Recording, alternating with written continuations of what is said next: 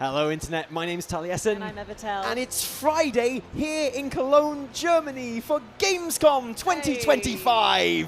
Evitel, what's your favourite thing in the whole wide world? This. Player housing is your favourite thing in the entire world. And who are your favourite creators in the whole wide world? It's funny that you mention it. I'm a really big fan of Snowmixy. Me too. Superb. She's brilliant. Yeah, MarcelionOnline, DisguisedToast, Scarra. I don't know why all these names are coming to me right now. I love those guys. What we should do is we should get them all together in one room on one stage. We should throw them into player housing so they can test it out and showcase it, and then we should make them compete and find a winner, and the others are all losers. And then I'll know which one of those is my favorite creator, because at the moment I just can't decide. I think you're onto something. So welcome everyone to the Player Housing Showcase here at the Creator Clash, live at GamesCom 2025. It's a joy to be back with you, be back here on the stage, which is looking very snazzy still. It's looking even better than it did last time we were here for the first Creator Clash. Everything's going to be better this time. You've got a bunch of players that have had even more practice with player housing, so they know all the secrets, they know all the tips and tricks, and frankly, they're just better creators than the first lot we had in the first place. So. It's going to be a massive, massive win. We've been playing so much player housing here. You can see behind us, we've got a huge house. Esfand's house, where he allows people to come in for 17 minutes at a time and stand at a desk and play WoW player housing. He's just that kind of guy. How were your 17 minutes? How did they go? They were the second best 17 minutes of my entire life. They were so good, and I made incredible things like a big street inside, and I made like a cafe, and I made hairdressers. That's delightful. But you know what? That's not the only thing that's been going on here, because we have had some lovely events, showcases happening live on stage throughout the whole event. It never stops here. We've had player housing, we've had dungeons, we've had delves, we've had EU versus NA, we've had non-stop competitive action, like you're seeing on the screen right now. And of course, PvP. Oh yeah, PvP! Do you know what? I always forget that PvP exists, but I'm just jealous. That's all it is. I wish I was good at PvP. I know. And look, this is the kind of amazing player housing work we see. Yep. We had Zaryu, we had Annie Fuchsia on. As you can see, they were here last time. Annie Fuchsia, who lifted the cup in the end. She did. She was the absolute winner. She's the reigning champion, in fact. And is it any wonder with absolute masterpieces like this? So she had a great deal of style and panache. I think she might have a future outside of YouTube and streaming if that's her if that's the way she wants to go. Everything she designed had to have like a separate bedroom.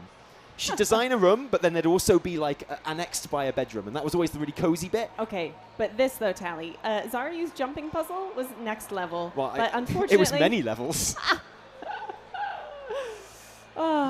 But unfortunately, despite all the amazing creativity shown by everyone else, Annie Fuchsia took the cup home. Yeah, and I've got to say, Peekaboo's PvP arena that he made looks just like the real thing. Can you see? Yeah, well, yeah, exactly. It's just the thing. No, obviously we have like real life PvP with. This is the dungeon. Invitational that we had here, where the players and the regions went through everyone's favorite dungeon this season, the Streets of Tazavesh. Yeah. There's nothing that can go wrong here at all. We made it incredibly easy for them. Smooth sailing in every case. Yeah, and we got to see some top tier action. Zaryu forgot to actually kind of keybind any of his abilities, but apart from that, it was a lesson for everyone who was watching. A lesson for me. Look, I went into this dungeon at the beginning of the season, and I thought, I've done this before, and I got absolutely smashed and destroyed by boss mechanics I hadn't seen in about 5 years. And it was beautiful to see professional players like Zaryu do that as well. It made me feel really good about myself. And it was really lovely seeing people go through delves as well, having a look at the new one, which is based in the Azure Vaults, which I've been enjoying. It's the Azure Vaults like you've never seen it before, Evie, because how about it's the Azure Vaults, but then you just like zap around in portals and fight things. You ride things. a dragon. Yeah, exactly. I'm sold. And Azure Vaults as well. I don't know about you, but I've been caught out in Azure Vaults a lot this season. I get wrecked by mobs in Azure Vaults. Let's not forget that Esfand whipped out the horn. And that's what we pay him for, right? Exactly, to whip out the horn and to dress up as Bran Bronzebeard himself, which would be a fitting goodbye for Bran when midnight rolls That's around. not Bran. He's remembered his hat. He's got his clothes on. Make it current, Esfand, come on. And then, of course, there was the PvP. The real pros, Direwolves versus Echo. absolutely smashing it. I don't think Echo has anything else going on right now. So. No, they're just sitting at home twiddling their thumbs, waiting for new content to tackle. And then finally, with Welcome to the Jung versus Chibaku Tensei, with Chibaku Tensei taking the win in the end. Oh, it's thrilling. I didn't know you were such a fan of PvP, Ellie. Little do you know, I am. That explains a lot. It really does. I have a rich and storied history in PvP, as well you know. You know, when BFA started and I wanted me that beautiful, big, round, bouncy, perfectly formed hippo boy for the Alliance in Season 1 of BFA, I knuckled down. Like the hippo mount. I knuckled down and I teamed up with some friends and I went into threes and, I mean, my threes matches looked a lot. I thought we were looking at some old footage of my PvP days for a while there. Yeah. But it looked exactly like this, so I recognize it. I'm down, yeah. And it only took me about 3.5 months to earn that hippo. One grindy win at a time. And you did it. The important thing is, Tally, that you did it. You put your heart into it, your soul, every last minute of your time. And then I felt a tremendous sense of achievement, which lasted a whole 2.5 years before Blizz made the hippo available to everyone. I'm still proud of him to this day, and it's Alliance specific, you know. That's something that's very special about it. Yeah, it's a great one. And of course, you know, a huge shout out to Nagura and Makes, who are doing the German casting on this. And yeah, well, I now understand PvP and German. I learned how to speak German through PvP, which is why it's terrifying when I speak German. You know, everywhere I go, I'm just trying to buy like a bottle of water or something in a shop, and I slip into my PvP German, and, you know, alarms go off, and people get really uncomfortable. But it's worth it. Yeah, you see? In it to win it. And I do love PvP, and I do miss it, and I mourn it's not here anymore. But the thing I love most of all is player housing, Evie. Oh, even more than PvP? Even more than PvP. That's a new thing, but it's how I feel, and you're just going to have to roll with it. What is your favorite thing about player housing, Tally? My favorite thing about player housing is just the freedom that it gives you. You know, like when I've been privileged enough to play player housing a couple of times in recent weeks, including a couple of months ago at Blizzard offices in Boston. Oh, and I went in there with my YouTuber head on. You know, I wanted to break it, and I wanted to see things that I wasn't allowed to see, so I could tell all my patrons, and they'd feel really special, and I'd feel really special, like I could tell them stuff. But it's so good that I actually forgot to break it at all. Literally unbreakable. No, well, it might be breakable, to be fair, but I just couldn't find a way because I was so busy actually building stuff and playing it as intended. Can you imagine? That is a shock to me. Player housing is so good, it actually made me play the game.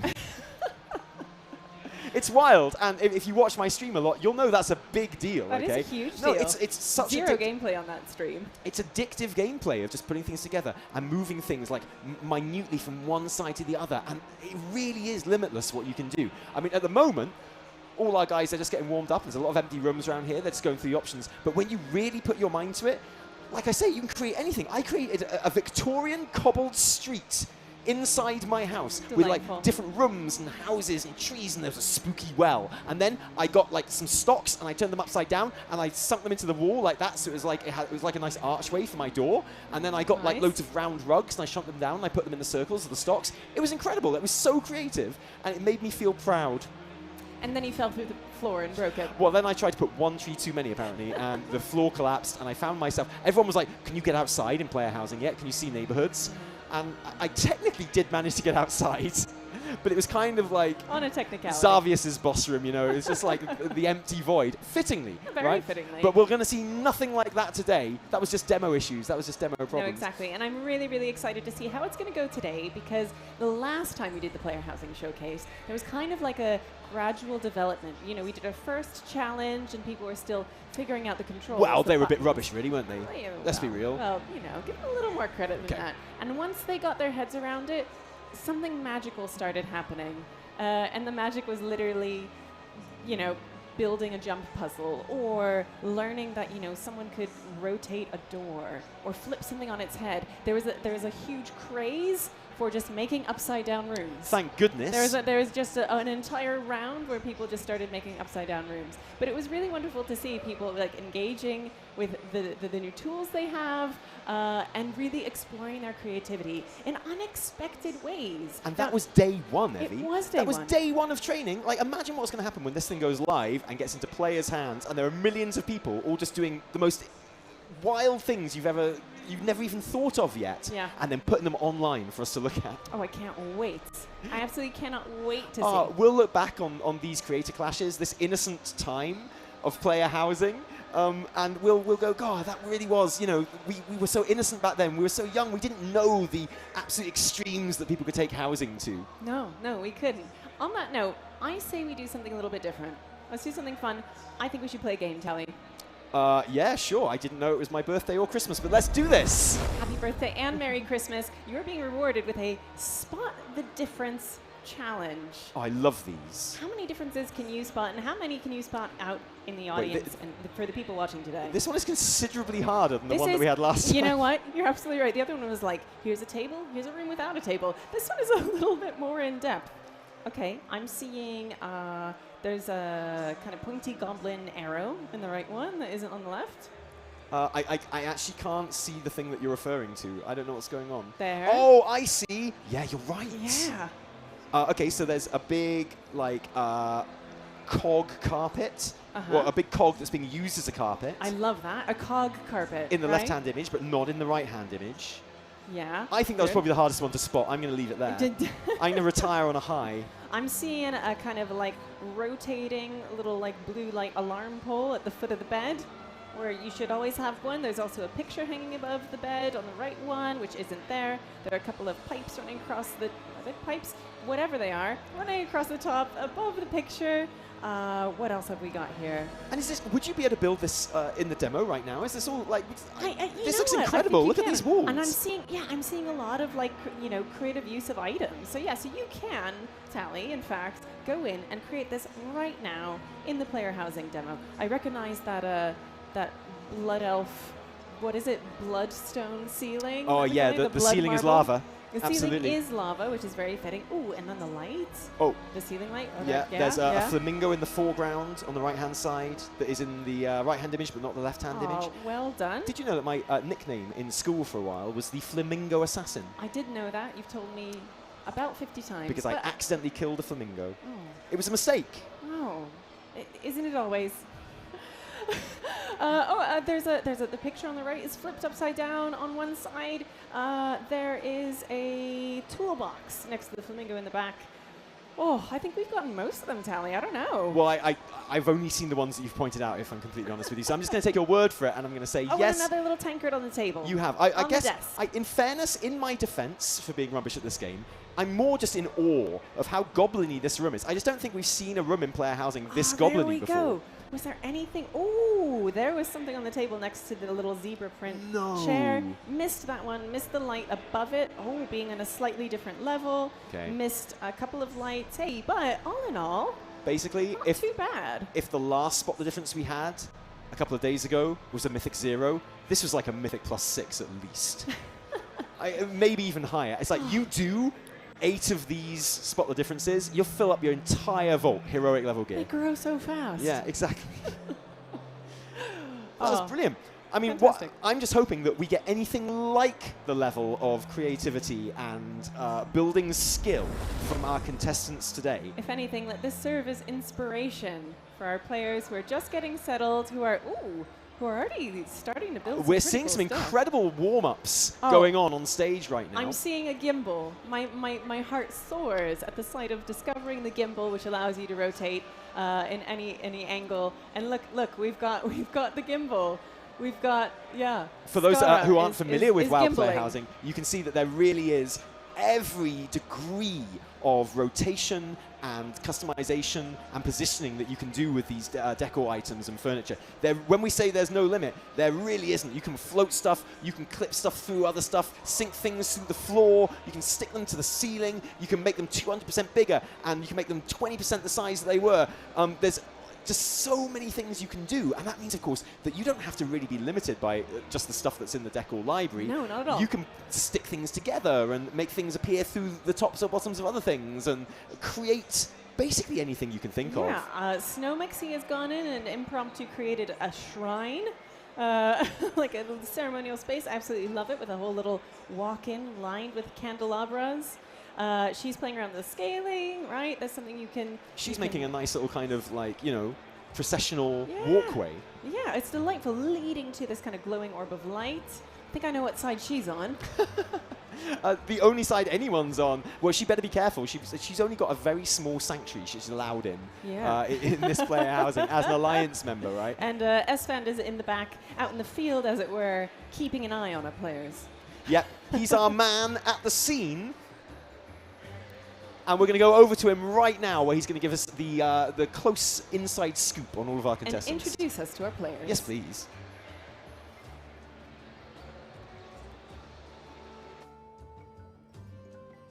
Hey, what's up, guys? Hello, everybody.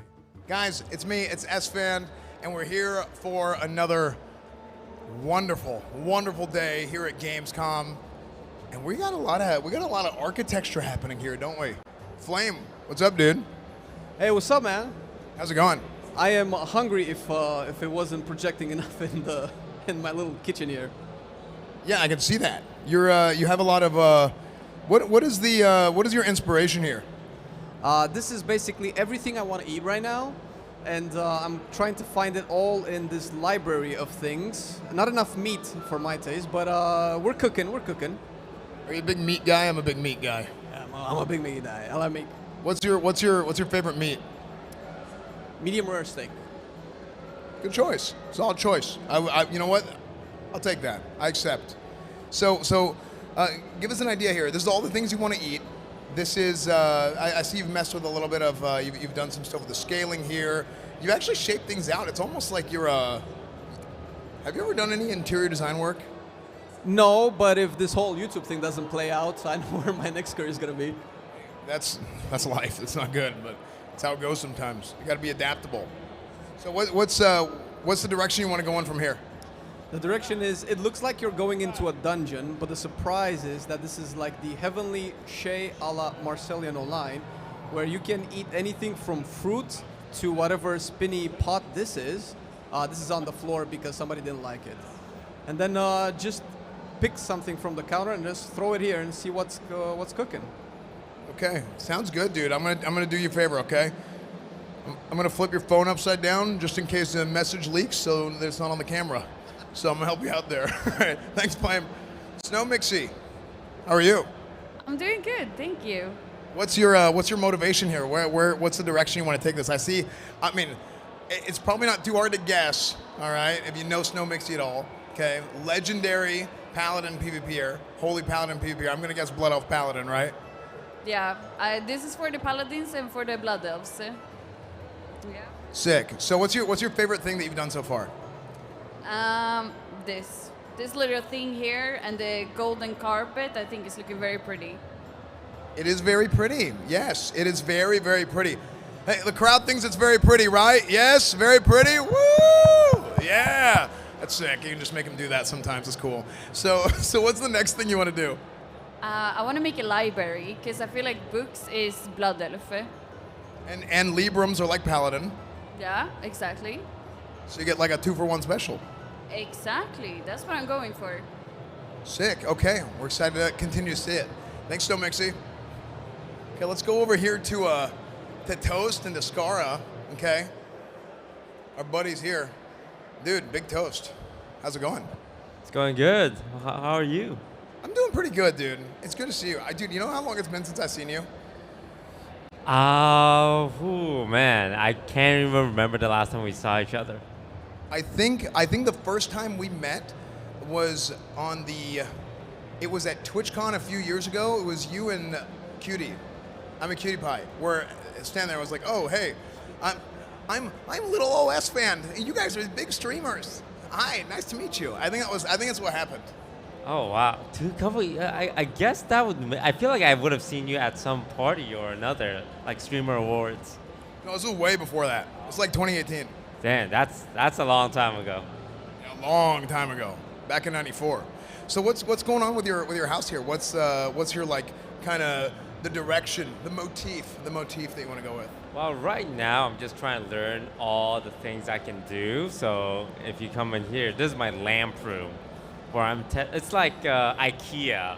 You know, you gotta know what you're working with first. So I'm just going here. I'm going to my lighting section.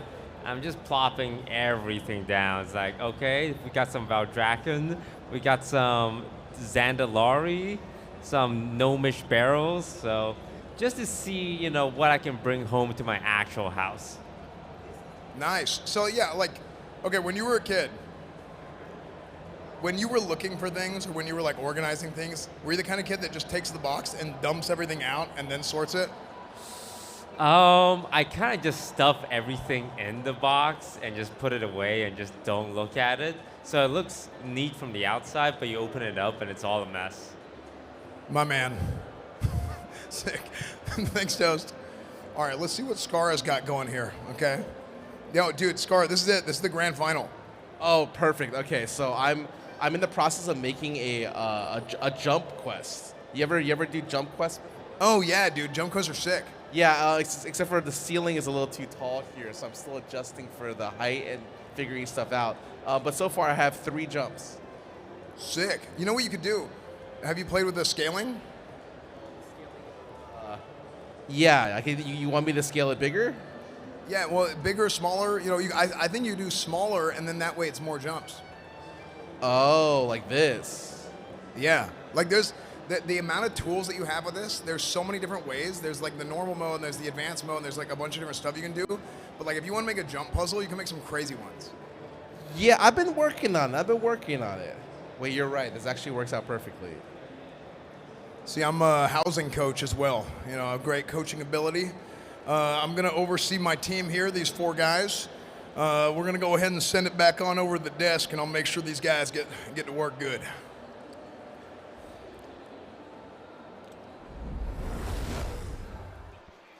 Thanks for that, Esfand. Thanks for keeping those guys in shape. So what have we learned here, Tally? We've learned that this is going to be the best creator clash ever. Possibly. The level of skills on display are stratospheric. You're looking at people, house builders, at the top of their game. They're Absolutely. untouchable. They're in their peak. They're at their prime. And they're creating things that we could have only imagined of before. It's going to be spectacular. Yeah, lovely to see Marcelion going for the he's hungry theme coming through. I think we can all relate to that. Hungry theme, always solid. Snowmixy with the exquisite taste in shiny things and gold as a diehard paladin till the end. Toast presenting us with the IKEA lighting showroom, which I think is a clever strategy to get everything all out there. I can absolutely relate to that. Yeah? My goodness, yeah, just get everything out there, take a look at it, you know, scope it out. See what you've got to work with. See what you're looking at, and then when you decide that that's the thing you want to put in your house, take a little ticket, take it to the till. Is that how IKEA works? Yeah, I think so. I last went there quite a long time ago. I'm not allowed to buy anything for our house. No, so. he's not. Meanwhile, Scarra jumping right in, quite literally, with the jump puzzle as the first thing he even tried. I love that. This. I love this. I love that's the first thing you try. You know, I think most people would be like, okay, I'm going to make a dinner table. I'm going to make a bedroom. I'm going to put that portrait of Something Zalatath inviting. right on the ceiling Yeah. there. But no, straight in with the jump puzzle, creating something magical and wild. And you can actually create incredibly high rooms as well. If you start stacking sort of like high ceilinged rooms and sort of the rooms that have the staircases in them and things like that, you can get quite a few floors up. Yeah. And if you put those you know, those platforms there, scale them up. You don't have to use platforms. You can use anything. You can use little carpets. You can use forks if you want, Evie. Fork we have jumping. forks? We can do that with player housing. I told you it was magical. You didn't believe me, but it's true. It really is. Is there fall damage in housing? There is not any fall damage, and that's something that I would really, really like to see change, because what's the Feedback. point of a jump puzzle if it's not dangerous? Absolutely. We need real threats. At the expense of proper fall damage, because I can see how that would be annoying as you were building stuff maybe, can we at least have something to fall into? Like maybe a fire pit, or a spiky pit, that's or nice. a shark tank, That's or a nice compromise. a man-eating plant. Oh. Something like that. Yeah. Or a toilet. I'm not fussy. As long as it's something that you can fall into and it's like a fail state, that's what I'll be down with. Yeah. How about we, What would you have, Evie? What would you fall into? I can't say. My arms. Oh, now and that that's I a fail can state, say. right? So I'm really excited to see what they're going to come up with today. We saw some great builds last time. We have 3 all-new themes coming up today. New challenges for our building competitors to get their heads around, to explore, and to really see what they can come up with by digging deep into the tools of player housing, of which there are many. Exactly. And you know, that's the challenge, isn't it? Because when you've got free reign and you can create anything you want, that's one thing. But when you're working within the confines of a theme, you know, it's like the trial of style. I know I keep bringing up trial of style with this, right? Okay, Why? but you know, because it's quite similar in that sense, except instead of just having, you know, a sweet fit to sort out, you've got an entire property. Yeah. Exactly. And so you've got the theme, and you've got to make it work for that. And Annie Fuchsia, look, I'm not saying her building wasn't the best, because it was really good, okay? It was what I'm very saying is the reason she won that trophy, which I hear she hasn't let out of her sight since she won it. Honestly, we went out to dinner, she was carrying it, nursing it, you know, like it was a part of her. Absolutely. And, you know, when we asked her if she wanted a drink, she had to ask the trophy first to make sure it was okay, stuff like that. What I'm saying is this is a good trophy and people treasure it. And if you want to win it, then you are going to have to play by the theme. And, you know, it's all very well just creating whatever you want, but it's about finding the imaginative interpretation of those themes that we give you. Yeah, and it was really exciting with the last session we did. Yeah, I thought Mr. GM instantly went into like cozy mode. Like he just went into like, I'm an English guy. I've put a fire here, and I've put some nice things on the walls, some nice furnishings. And, like, it really felt quite like at home. That is English history, like throughout the ages, to be honest. All in a so nutshell. yeah, but that was absolutely the case with him, and that was surprising. And that's the thing I love about this event is you get to see a new side to some of your favorite creators. Yes. So Mr. GM, I've seen his stream. I know his house is an absolute pit. It's horrible. It's disgusting. But the things he was creating in this challenge was stunning. Just and like you something say, else. the coziest, nicest things you've ever seen. And my goodness, if you told me last year that I was going to be at GamesCom with Snowmixy and Toast and Scarra and Marcelion, I would have told you that you were dreaming. It would never happen. It wasn't possible. And look at this star set. I can't wait to see what they come up with. Yeah, I absolutely cannot wait. And I cannot wait to see where their creativity takes them in new and unexpected ways. One of the joys of the last time was watching people just run with things. Zaryu and Peekaboo apparently are very, very good at building player housing. And great at gardening as well, apparently. Absolutely. Lots of garden-themed rooms going on there. But we do have our first theme. Class fantasy. Build a home that captures the spirit of your favorite class or spec. And Snowmixy's already got this, right? Yeah, I feel like she's already done it. I feel like it's in the bag for her. The only way this can be improved is if she cleared out everything in that room and said it was a Ret Paladin. It's just nothing there. So we've got some examples on screen now for inspiration. We've got the Pandaren rooms. He had a bit of Elven room before. Show us what really encapsulates your class or your spec. Like just really what does it. Oh, look at this. How would you represent a hunter with the things that you've seen, seeing as you're a hunter main? Well, pelts. Oh, yeah, I guess so. Yeah. I mean, I'm presuming that at some point I'm going to be able to put my actual pets in my house, but in the meantime, based on the tools that we have, I'm just going to put all my trophies on there. Wow, all the so things that I've hunted. Just, basically the flesh of other animals. Just yeah. everywhere, like the least vegan house you've ever seen. But that's hunters for you. We see a beautiful druid grove on the screen at the moment. Yeah, so Tally, how would you show me a disc priest? What would a disc priest's room look like? Well, it would have like a healing meter with different colored bars on it, and my bar would be at the very top. Oh, so you'd literally just like recreate your UI. Yeah, yeah, exactly. No, I would have like, like light and fire on one side, and then I'd have like dark and void on the other side, and then I'd have like a big shieldy dome thing in the middle, and it would kind of like reset every 5 seconds or so to represent how, queues are kind of instant for us when we want to get into Mythic Plus. And with that, our players are off, and they are going for it. And let's see what they are coming up with. I mean, presumably Snowmix is just going to like kind of sit back and relax on this one. She's all done. She's like that kid that got homework finished before school even ended, after it being given out. And she's going to enjoy the fruits of her labor and relax in the knowledge that she's probably going to win. You say that now, but I'm looking forward to seeing which player first figures out the thing that they can filter by. Like, you can filter all of your all of your options based on themes, based on, I think you can even do like races in there. So seeing who finds that the first. night elf hunter that you are, it wouldn't just be, pelts and furs and things like that. You'd have night elfy things there too. Yeah. Like, a tree. Yeah, what is night Or elf? the ashes of a tree. I don't know, like anything that suggests night elves to you. It's cold. No, it was really hot. That was the problem. gosh. So we can see that Toast is here, and he's made his light choice. Ooh. There we are. That's what we've gone for. We've systematically scrolled through every light. And he chose the candelabra, Each which is a popular choice. which, yeah, Snowmixy has also gone for. And I think we've got Esfand back with us now as yeah. well. Who's your tip for this one, Esfand? Yeah, I just went and I talked to Toast and I told him, I said, hey, look, just look over and see whatever Snowmixy's doing. She's Right. doing a great job, and just go ahead and just go ahead and keep on keeping on. Whatever it is she's doing is great. Yeah, blatant copying was something that worked really well for our contestants last time. It And I did. think that might be the meta play, to be honest. I think it might be. Oh, look at that. I'm a huge fan of greenery on the inside, right? And that's one of the things you can do with player housing is that you can bring all of the plants, all of these things directly into your home, including the Zangermarsh mushrooms. I love it. That's genuinely been my favorite thing to do and see in player housing so far, is the way you can actually create a viable, like, believable outside space within the confines of these rooms. Because, you know, we see here you've got the floorboards and things like that, but you can swap that out. You can put loads of foliage and pebbles and, you know, other kind of outside elements on the floor there, and you can create a space that feels like you're outside. You know, that happened in my real house. Yeah.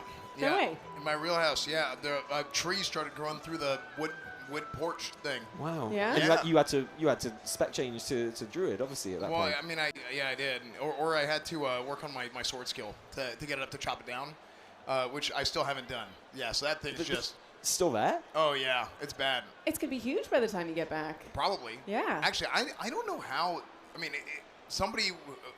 They kind of did the WoW housing method, and they just grew that fast. I don't know how it got there that quick. That was crazy. Do you know what type of tree it is? Might you get some fruit? Well, if I get back and there's fruit, I'm keeping it. That's a huge Right. win. Yeah, that's- Absolutely. yeah, Hey, well- your home, your fruit. Yeah, or I can sell it, and I can buy my WoW subscription with the money that I make, and then I don't have to ask my parents to pay for it anymore. We're all going to try and get trees in our houses now. Yeah, I think that's the meta. Yeah, so Snowmixy just fully embracing the light, right? She's absolutely going for it. You can never have too many candelabras in your house. Well, not too many floating candelabras. No. And look at how she's playing with the scale of these candelabras as right. well. They're not just going up in steps in height, but they're getting smaller as they go up as well. Great use of perspective. Very nice.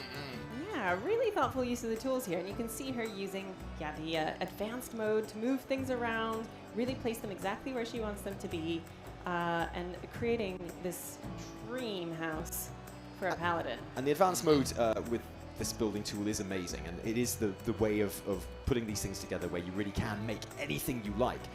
And I'm surprised to see so many people jumping straight into the advanced mode. Obviously, you know, they find it quite intuitive or whatever, but you don't have to, of course, because you do have the snap to grid mode as well, which makes things a lot more simple. You can just chuck things in there and it's going to look good. Well, look, let's be honest. You know, this is just the classic syndrome of the WoW player. It's like, look, I've played this game for a number of years. I'm going straight to advanced mode. I'm ready for this. Right? Okay. I'll read a guide when it all goes wrong. Yeah, which is usually immediately. Yeah, totally. That's how I managed to be a rogue in Wrath of the Lich King with one sword and one dagger. And that's how I managed to do my first LFR raid. Oh. Whenever I was like, okay, I'm not good enough for Mythic, I'll tell you that much. That's how I started my Mythic Plus season this season as well. I was like, I'll just start on 10s. How hard can it be? I was like, I'm a meta class. They should be thankful I'm here. I was good at vanilla. They weren't always thankful I was there. Right, so we see Flame, and he is bringing the outside in, like we were just talking I before. love that. So Flame is obviously going full druid here, right? Yeah. Really, really cool stuff. Now, he's got to be careful because I had a bad experience with trees yesterday when I was trying to put them up where I did fall through the floor. I'm sure that won't happen to him. Absolutely not. not. Which tree was it? I think it was like the biggest tree you could Maybe get. I should warn him. And it was the biggest If tree. only we could warn him. It was huge, and I made it even bigger than that. I blew that bad boy up 200%, and I put it in, Oh, wow. and then I flipped it around. I put another one in on top of it, coming out the ceiling. You know, I flew too close to the sun, basically. Yep. Like, housing wasn't ready for me, but I'm sure it will be by launch. Yeah, I love the use of these massive tree trunks as just kind of organic features. There's some in nice here. dressing around There's there, some actually. really- It's yeah. looking like a Pizza Hut buffet table. Oh, man. It's fantastic. Oh, I could go for that. I know, That's some right? good stuff right there. To your point about how you can move, I mean, actually, it's kind of a two-parter. but you're talking about scale, and you're talking about like kind of using the clipping, the ability to just like clip things into the wall. It really changes the entire like architecture of the room, and that's one of the things that I think just leaving it so open-ended. You've started to see that even from people just touching housing for the first time, or whether they've been playing for a little bit, right? Just you had all week here if you wanted to. Being able to go in and just be creative, just make it your home, do it however you want to do it. I think it was super smart, letting people do that instead of you're always being stuck in like a grid or something. Absolutely, and it's surprising to me because there's nothing like that in WoW currently, right? And it hasn't been for the last 20 years. But it's amazing to me how Warcrafty that feels, like as an activity to do. It should feel strange. It should feel like you're playing a different game at times, but it never does. It always feels like, this is WoW as I've always kind of imagined it. Yeah, it really does, and I think they've really struck a good balance between it feeling new, but also extremely familiar, right? Like lots of these assets.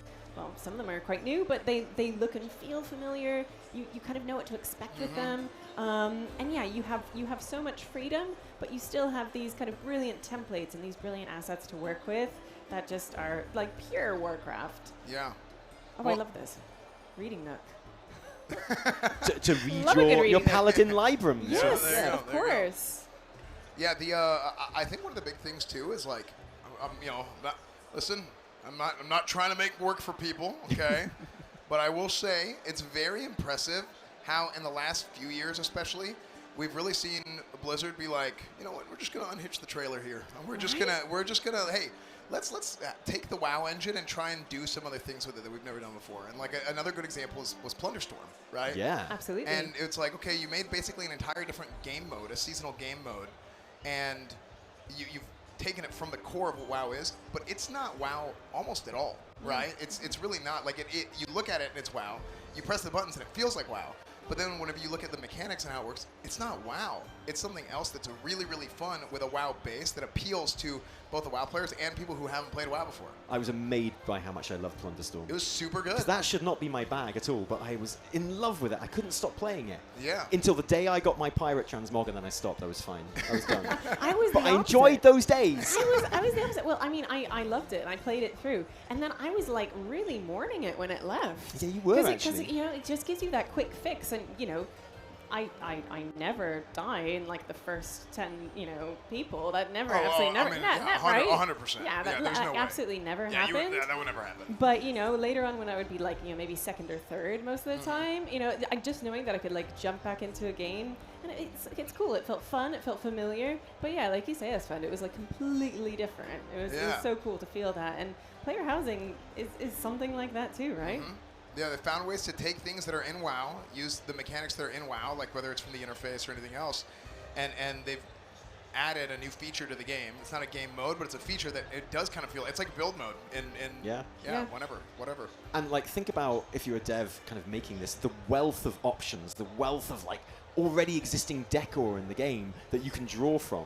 And there's almost too much in a way. It's like you could never get it in there for launch, all of it, because you're talking thousands and thousands and thousands of items. But of course, in the future, over time, eventually, all of those assets pretty much are going to find their way into player housing for players to use. Yeah, absolutely. So exciting. And don't even get me started on the trading post and how many tendies I'm going to spend on housing stuff in the trading post.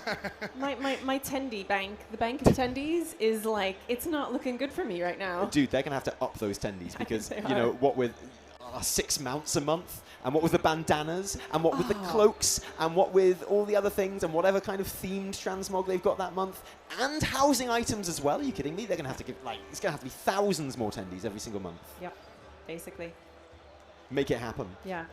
But I'm really looking forward to kind of going out into the world and acquiring new items. Like, I know we're going to get loads of items just kind of given to us. They're going to pop. We're going to get kind of old achievements, right off the bat when it launches. But I'm also really excited to see, like, where they're going to be placing new things through quests, through PvP, right? Through anything, through any potential, like, game mode, you will be able to acquire items for your house. And speaking of placing items, I love how Toast is working on the partitions here. Now, I personally believe I'm a fan of partitions in player housing.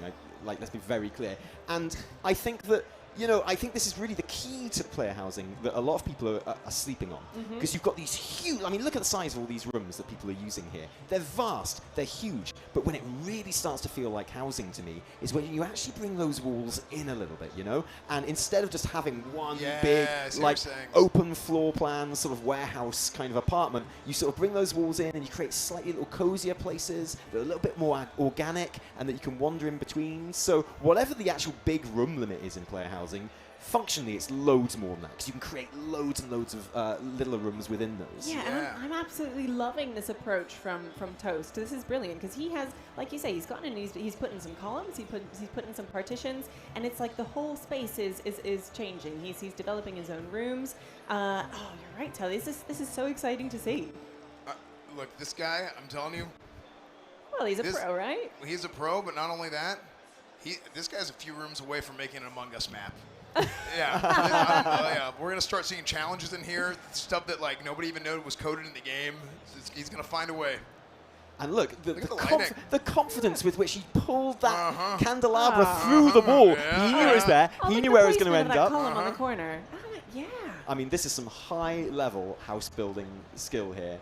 Wow. And you know what? I'm not surprised. He was methodical about it. He looked through the menu. He didn't start building anything. He just got to grips with it, created it in his head, and made it happen on the map.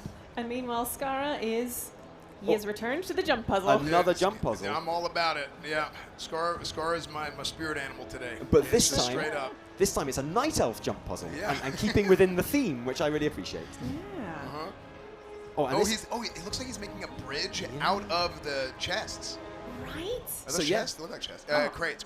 No, Excuse me. No jumping needed here. This is just a pleasant stroll. Yeah. Yeah, but this is a really nice example of, taking an object, playing with its size and shape, moving it around, rotating it, and clipping into other objects to create something entirely new. Like, looking at that, you'd be like, that's not, 10 Argusian crates. That's a bridge, right? Yeah. Yeah, it's so brilliant. So brilliant how they can do that. Oh, and we've got Snowmixy diving into the die system as well. Oh, man. The dyes are crazy. Yeah. Like, there's the amount of different colors and options. It's almost like, it's been a minute since I did math, but it's permutations, right? Is that the word? And it's, there's so many different. It's a big word, It's a big one, yeah. And I don't know what it means. I just want to say it. But there's so many different ways to take one item and essentially turn it into a bunch of different items, whether it's through the colors or through the clipping and stuff you were just talking about. Yeah. And like as a WoW player who's long dreamed about transmog dies and things like that, this kind of tentative first step on that ladder is super exciting to me. You know, like the joy that you get from placing a table and then scrolling through the ridiculous colors that don't quite work but which you love. I had a hot pink table with a big green tablecloth on it the other day. Oh, yeah. And I felt like a boss. I was like, I've made it. Look at my table, everyone. And do you know how big that table was? Well, it was 200% bigger than it should have been, that's for sure. It was massive. I loved it. I had such a good time. This is a very elegant design, isn't it, by Snowmixy? It's beautiful, It's very cool. It's very demure. Yes. Very tasteful, love it, and I'm also loving her use of light, right? Like, I think we sometimes underestimate what a difference using lights makes, and she's putting those candles absolutely everywhere, and they're just like changing the feel of her whole space immediately. Like she's gonna get some good angles, get some good photos, can she and fit it on her the socials are gonna be looking amazing when she puts those on. There we go. Oh, and putting them on the bookcase, you can see even through individual assets, right? Like bookcases, you put a lighting source within it, and it just changes it completely, right? That's true, Mike. The dynamic lighting that you can achieve with all these different sources and what have you is stunning. I remember a couple of days ago when we were first doing this, the skylights that people were making in their ceiling. You can have the scaling. It's like Annie did this. Annie did this with a little brazier, where she made a little tiny one. It's almost like a completely different item. The big one you put in the middle of the room, but it's the same item. Yeah. She scaled it. I think it was like to a little tiny 50% or something. I don't remember. Yeah. Oh, now I see. We're playing around with the. Oh, that's cool. Right, with the I windows, right? Kind of coverings of them, so there's still something coming through. Oh, I'm loving all the leather kind of skins on the walls, the trees. That's a genuinely cool big move. Druid energy, right? I'm absolutely stealing that kind of hanging the sort of curtainy you know, hanging over the window there and the light coming around the sides there. I think that's fantastic. And those windows, they are light sources and the light come through, but they only come through one side. So if you flip the windows round and you push them back into the wall, it's like there's no light coming through them. So you have the choice of that. And then you clip them through a bit more, get rid of the glass, and you've just got a nice kind of bookcase or something to use instead. I really like how different Marcelion's is to everyone else's. I think that's fantastic. It's like clarity of vision. I can see it. I can absolutely see it. And I mean, the kind of the original design of the room itself really lends itself to this too. Like it looks like these kind of overgrown like branches, right? The wood is quite rustic. Now he's going well with some candelabras.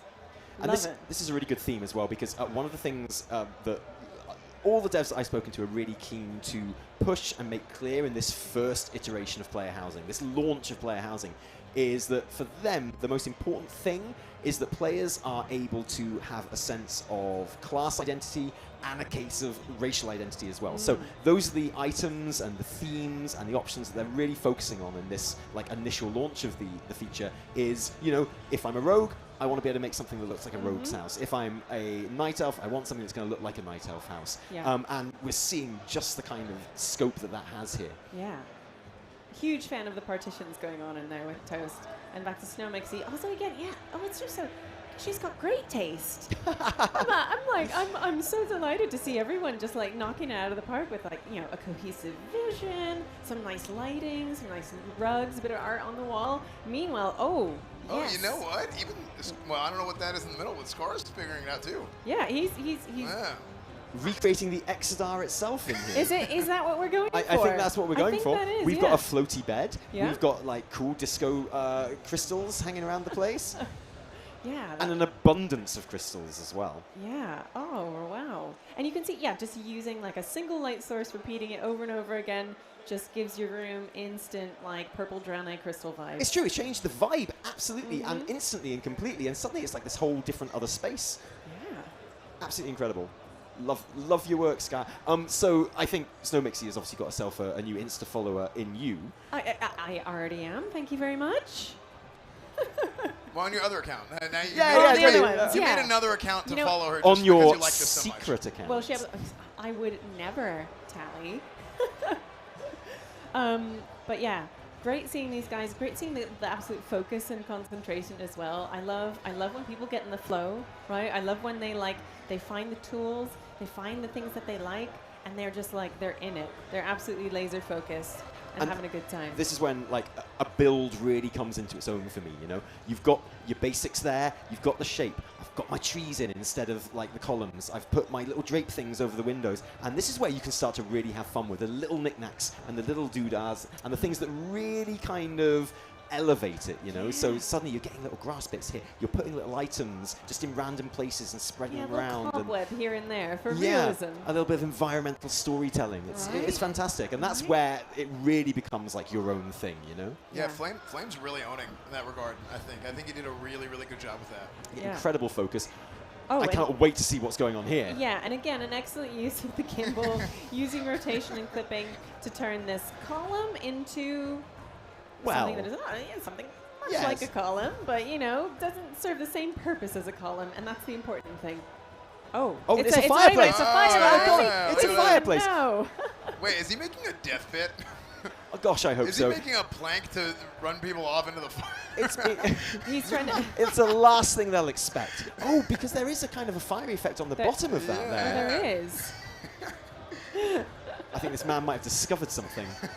Discovered something real and true. I've got to say, not so much the first time around because I felt like people were still kind of getting to grips with it, but I'm seeing some incredible ideas that I'm actually like writing down. I'm keeping some of these ideas. Yeah. You know, I'm getting some proper tips here. This is a beautifully organized space. I love the way Toast is using the petitions there and creating like sort of not different themes in each room, but very different like vibes and feels in each room. Yeah. Do you know what? Dare I say, even with all its little twists and turns and kind of small spaces and what have you, it almost feels a bit like the Paladin Order Hall from Legion. Oh, yeah. You think that's what's going on there? Which would be very on point. That would be very on point. Oh, this is where he's going to put his networking, his router and stuff? Cable management. This is where the cable management goes. 10 out of 10. Love it, and I love that little pile of like leaves around the table. Yeah. Those And a hide the single other cables. scroll, Yeah. Oh, it's kind of a little entranceway he's making there. I'm assuming this is a kind of a shoes off kind of house, you know. So it's like you come in, you put your shoes down. This is a shoes off, bare feet in the Yeah, grass yeah, kind exactly. of house. And if you didn't bring slippers, well, even your socks now, and that's fine. But that's just, I'm the homeowner. That's my choice. Please respect that, and I would respect it for sure. But I don't know. Do druids wear shoes? no, I don't think that's the thing. What, you can't. What's going to happen when you turn into a leopard or whatever? You're going to have shoes on. It's You ridiculous. have little booties. Yeah, exactly. Ever seen like people put like clothes on their cats? Yeah. Yes. Particularly I like have been blessed with pictures of people dressing up their cats. People dress up their cats and stuff, and it's so funny. Like, Oh, the little yeah. like feet. Yeah, they'll yeah. put like shoes on them and stuff, and I just think it looks. I don't know. It's funny. It's cute. I don't know. Just Next addition to player housing, clothes for your cats. you know, have You heard it here. they talked about pets yet? we've asked today. Okay. Because we asked a couple of months ago, and it was sort of maybe watch the space, cannot confirm or deny, and we got the same answer today. Brick. It's like I'm not going to tell you that's going to happen, but I'm certainly not going to say it's not going to happen. Well, So- like I think it would be really cool if they went and they, you have your pets, and maybe it's like a active pet situation or like favorite pets or something, but then they just kind of wander around your house, you know? Yeah. As a hunter, that's my ultimate dream. Oh yeah, right? like a hunter pet. Yeah, Yeah. like I want my hunter pets. I want my other pets. Like my stable. Like I want my little garage outside with all my mounts hanging out. Yeah. Right? That'd be sick. So so the thing that I love about kind of the state of player housing right now, it's like it's so cool that we get a glimpse of it, but it's going to be evolving over time so much and has so much potential. And whenever we get to talk to the devs about it, they're just so delightful and open about it. They're like, and I'm like, yeah, you know what? I would like to see my pets roaming around my house. And they're like, you know what? Why not? Maybe one day. And I love that kind of, much like housing itself has limitless possibility for the player, I feel like in terms of the devs and the work they're putting into it, again, like I feel like they could really take it anywhere. And they're pretty open to that. We're seeing another Paladin-themed house with Snowmixy here, where we are creating rooms off of rooms. I think this is something which really speaks to like the kind of the religious sort of theming and iconography of Paladins. Yeah, like that kind of chapel feel to it, where you've got sort of like the main space and then kind of smaller sort of annexes off it. And we're seeing both of our Paladins do that. Yeah. And quite cool, actually, to see the contrast between what we saw a few days ago with our players kind of, I feel like going for slightly more kind of like, slightly more alliance bias, like a little bit more traditional in some ways, and jumping into something a little bit different here in their styles and their choices. Yeah, this is such a decision space for, with Toast. I really like it. Yeah. Okay, and our time is up for our challenge. Ooh. Here we go. Contestants, move away from your oven. And Esfand's going to take us through and get to the bottom of each of these designs, I think. Yeah. Take it away, Esfand. Building myself? I saw you moved it. Did you? I didn't see anything. Let me see your hands. Show Yeah, me. Show me. you touch them. Okay. Okay, being honest. Okay. They were actually soft. You moisturize? Yeah, on the daily. Just for you. Oh, thanks, man. So tell me what was the game plan here? Okay, so let me explain. Originally, my idea was something and it didn't work. So then afterwards, I was like, well, I'm going to do something else. And then that didn't work. And now I'm caught between 4 things that I wanted to do and 2 things that I didn't do. So you're not doing anything. Or I'm doing everything. You know, honestly, it's the same thing. That's what I'm saying.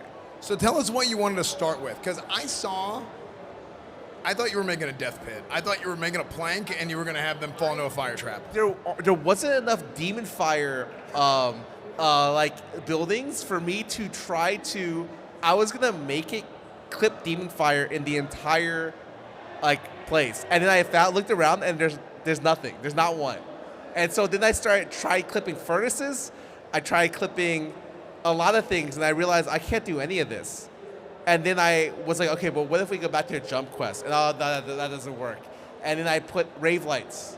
But then I realized, like, I put the bed in the middle of the top because I think that you gotta sleep in here, and then the bed has to be in the middle of the room. And if you're a warlock, the bed should be on the top, because why would you have demonic powers if you can't float your bed? I'm gonna be honest. That's good logic. That's really good logic. And I try to work with that. Okay. How long have you been playing Warlock? I play on and off every expansion. No, but like when was your original, like when you started playing Warlock? 2010, 2012, 12. It's a lot of years. Dang. Okay. So you're a Warlock through and through. All right. So for you, it's really the floaty bed is probably the best part of being a Warlock. Yes, absolutely. And the green fire, which I couldn't find. Well, you couldn't find yet. Yeah. Because who knows by the time it launches, or after it launches, or while it launches, who knows? Thanks, Scarra. Toast, dude, you're kind of killing it. We were watching from the roost over there. Oh yeah, thank you. I'm pretty proud of what I've done.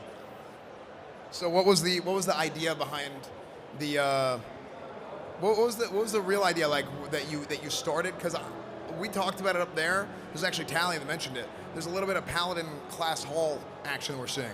Yeah, I decided to go with Paladin because I just really like the aesthetic of it. I think they have one of the most iconic like color scheme, and I went with the Blood Elf Paladin because obviously that's the only Paladin that we should be building as a horde. Well, I mean, I don't. Oh, as a horde. Okay. As a horde player, you don't have too much options. So I went with the Silver Moon, red and white with the gold accents, but I also threw in a bit of greenery because it's not just all about the sun. Because you gotta get some trees. It's helpful to have some green in your room. So I got my bedroom here. You got the horde red, but you also have some nice relaxing nature in there. For the Tauren Paladins. For Tauren Paladins, yeah. I mean, they're not like, real Paladins, some would say, like Blood Elf Paladins, but, we still accept them. What about the Troll Paladins? Troll? Zandalari. That's, yeah. I don't know who admitted the Troll Paladins into, the order, but we need all the help we can get against Zaltath. And also against Human Paladins. Good job, Toast. You're killing it. Thank you. And then obviously tomes, huge, iconic, tools by the Paladin. I got, I'm a bit of a mess right now, so I got the books on the floor, but that's because I'm studying so hard, for the light. For the light, indubitably for the light. Did this guy have different options than me? Like he has different tools, right? Like we don't have the same thing because he's doing some stuff I've never seen before. No, that would never happen, Scarra. We would never, guys, crowd, we would never give Scarra a different version than Toast, right? Right? We would never, no, right? Yeah, absolutely not. Yeah, okay. Here, we're going to go over and we're going to check out Snowmixy's. Snowmixy, I see your Paladin waves are going swimmingly. Yeah, I was doing a Pala Blood Elf thing here. So what's your favorite part about your house so far? I think it's in here, like all the lights that I put together, and I was stacking this as well. It's very Paladin vibe. I like it. So what do you think is like the thing that for you is like, okay, you feel like, man, I'm super creative. What was the part for you that really you're proud of? I feel like it has to be these candles that I was stacking them together. I feel like that was something. Okay, sick. Yeah, you got the I don't know how to say the word, but it's like it's not Labrador, but it looks like Labrador. So yeah, nice, sick. What do you think? Do you think you did better than those guys over there on the other desk? I mean, yeah, for sure. Like I am a paladin since so many years. I feel like I should have this, if anything. Okay, we'll see. We'll see how it goes. Thank you, Snowmixy. All right, Flame. Give us a breakdown of what you got here. You went with something a little unique we haven't seen yet. Sorry, what? You went with something unique we haven't really seen yet. Oh, what I have?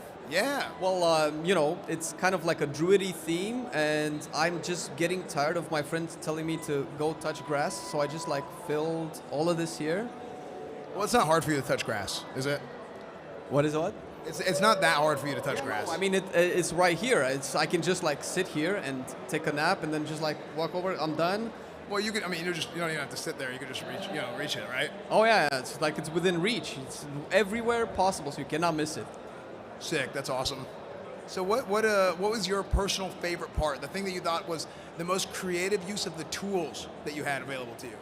I think the coolest thing that I think I got here is get like trees and make them like super big and just make them seem like they're part of the walls. It's kind of like hiding all of your mess from the room just under the carpet, and it looks nice, but you don't really want to lift the carpet. You don't want to go next to these trees, but it looks nice from far away.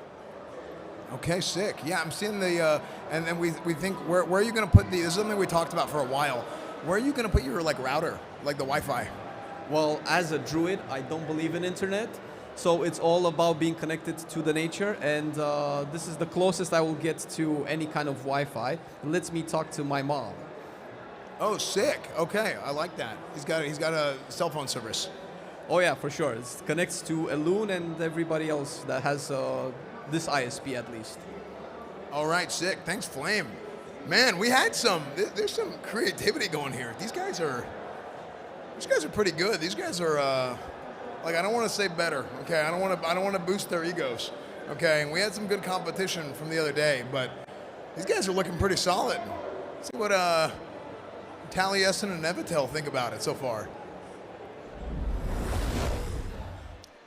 Absolute agreement, Esfand. I am shocked, amazed, in a good way. Yeah, the level has been upped. The ante has been upped. The bar has been raised. From the very first challenge, all 4 of these guys have gone on and made something like really creative and really good. And when I think about like the last time we did this, how much better everyone's third attempt was from their initial effort. Yeah. Frankly, I don't know if I'm ready for the next theme. Imagine what's to come. This was so cool. I loved seeing Snowmixy's like pure paladin place come to life. Flame's like druid enclave with really good internet apparently and grass was was a firm favorite. And Toast's absolutely beautiful partitioned paladin paradise. Getting that alliteration in there. Don't forget the Warlock Death Pit. And of course, and Star Crystal Disco. Warlock Death Pit. But you know what? I think I really resonate with Scarra right now. Mm-hmm. I really understand the feeling. Like when you're given everything and you're like, where do I even begin with this? Where do I start? Where do I go? So I totally appreciate the process that he went through there, and I really like him sharing that. He let it happen naturally, and you know that complete chaos is kind of representative of what I imagine Warlock to be. I think it's very on brand for Warlock. I'm glad he told me it was Warlock, because I'd never have known otherwise, but now I do know it kind of makes sense. In the same way that I understand any work of art in a museum once someone's explained it to me. Yeah, absolutely. So we are going on to the next theme in just a moment, but I want you to finish sitting on the fence here, and I want you to decide on which is your favorite so far, while our contestants get stuck into building a home that represents a building likely to be in a major city. All right, so are we like recreating major landmarks here, possibly? Possibly. Are we just thinking, big city, skyscraper? Or like a tailor's, or an inn, or a barber shop, or an auction house. I like how your mind went there, and I was just like, someone build the Eiffel Tower. I'm going to need some help to get out of this kind of very Warcraft-specific box of thought that I'm in right now. So yeah, the Eiffel Tower sounds good. Let's have a look at some examples to see what they might be. Now, this place could be in a town or a city, right? What are we looking at? It's like a little cafe kitchen type thing, right? Could So be, you go in, or like a grocery store. It's got a good spice rack. Yeah. Got a huge selection. That's it. A huge selection of fruit. Love the corn hanging on the wall. Brilliant. This is your organic food place that you have to queue up at the weekend to get into. Yes. They're not open all the time, Nope. but their decor is Bring your own exquisite. container. Absolutely. Right? No plastic, no styrofoam. You go in there, Absolutely not. everyone's coming out with their beautiful little tote bags, which is the real reason they went there. They hardly bought any groceries at all. It's that kind of place. You know, we've lived in London. We've done a lot of places like that. We've been there. I love this. This is very like, we've got kind of like the barrel storage. We've got things tucked down underneath. You know, the fire roaring, the, you know, maybe this is like kind of a, oh yeah, there we go. We've got back to this lovely kind of cafe, are we saying grocery area? So are we saying you're going for the Eiffel Tower, or do you have other plans, other ideas of what you might build? For me, I think I'm going to build the Eiffel Tower. Yeah, that's like, I still, you know what, I love this representation of something that might be in a Warcraft city. The theme being things you might find in a town. You know, at best, you're building something that might be found in 2 towns. All right. Out of every town. You know, we're talking Paris, we're talking Vegas. And obviously, the Vegas one is the real one. Oh, that everyone You know, knows. like That's Paris is a pale imitation, a one, cheap yeah. copy. But, you know, like, I would go for something a little bit more universal. Okay. Maybe a bus station. Oh. I'd make a bus station, and you I'd know fill it what? with buses. A bus terminal, if you will. Do we have any bus assets in game right now? Or is that one you're going to have to, like, literally craft out of, like, you know, the wheels or shields? Do you know what? And I'll ask Maria about it tomorrow in Yeah. our fireside chat. You know what? I think that's going to be an essential question in our interview with Maria coming up. So let's see. Nice to see Snowmixy is looking into like the wall styles that you can use, right? I think we've kind of defaulted to the Silver Moon look and style in quite a few of our builds so far. You can see here, right? Oh. Okay, so Scarra doing something that I really like. So, you know, you can go through all of the wall options, and you have like the different materials and the different styles. And the styles are generally different styles of kind of cladding or beams. And then you have the material that kind of fills those gaps. Well, we've gone for the neutral option here, which gives you no beams at all, just one beautiful big solid block of color. I like that, which is a blank canvas, which is very appropriate for the book theme that Scarra has been going for. We're making a bookshop there, do we think?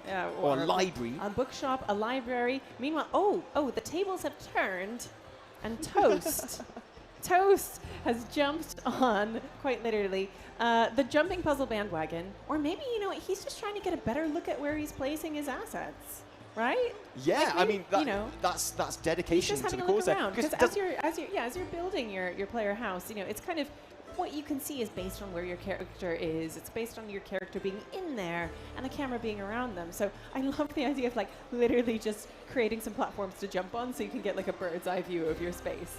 Meanwhile, books are on the menu. And I love, you can see that Scarra's been using the search function where he's just typed in books, now he's typed in bookcase, and he's going all As he out. should. I think As he that's should. the correct approach. And so, I mean, this is a magical library that's being created here. Yeah. I feel like Marcelion's still kind of Yeah, stuck in the paralysis of options. No. I think he's plotting. He's plotting. He's making his decisions. He's taking the opposite approach to the people who just like flood a room with stuff like an IKEA showroom.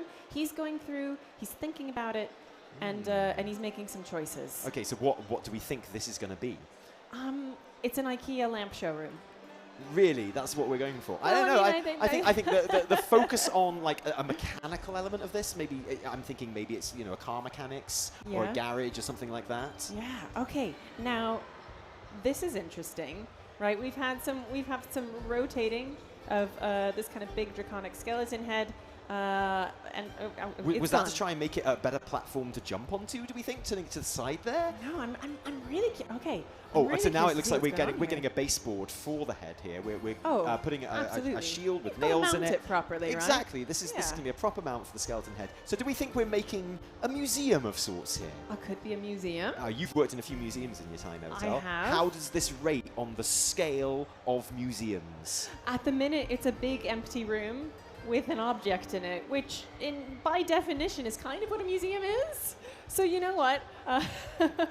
It's a win. Oh, that's it's a win. floating away from the wall at the moment. And Yeah. if that's intended as part of the jump puzzle, then that's great. I'm not going to criticize it. Goodness knows, I'm in no position to. But obviously, if we are creating a more naturalistic sort of museum environment there, we are going to want to push that up to the wall a little bit and get it clipping in. Yeah, and I think the theme here is books. It is absolutely books. I think I'm not so sure, you know.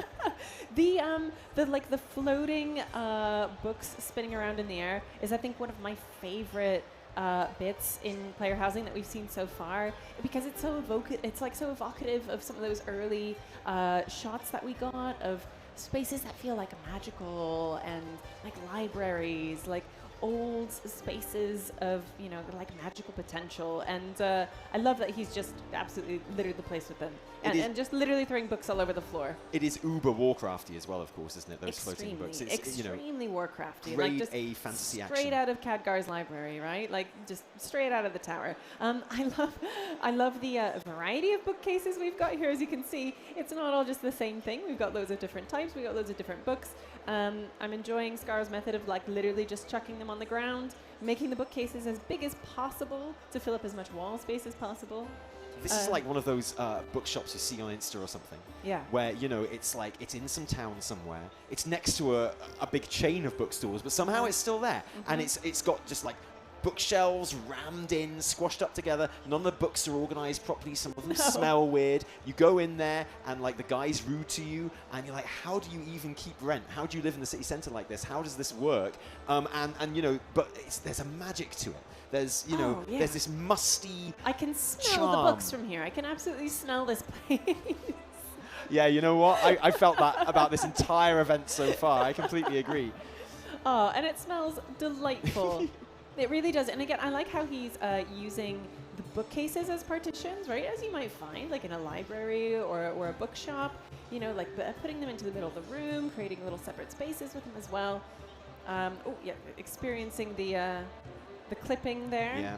I feel like this is the kind of bookshop where if you took something off the shelves, eventually, after you found something you liked, and you took it to the till, if it was something too mainstream that the owner didn't like, he'd like refuse to sell it to you. Yeah, he'd be like, get out of my shop. And you're like, but he'd be like, this was on your shelf. Yeah, it's like, you failed. I'm not taking you to the secret room. Oh, I wonder if we know about the secret bookcase door that can be used. Oh. There is an interactive sliding bookcase, not to try and favor any one contestant here and help them with their build by any means, but there is a secret sliding bookcase door where it looks like a bookcase. But Evertel, when you click on it, guess what happens? I've given it away before, but... It's a door. It's a door. It slides open in the most magical way. And it even kind of catches for a moment while it's like moving away. It's like, very cool. You know, it really feels like creaky and lived in and old and secret. I love it.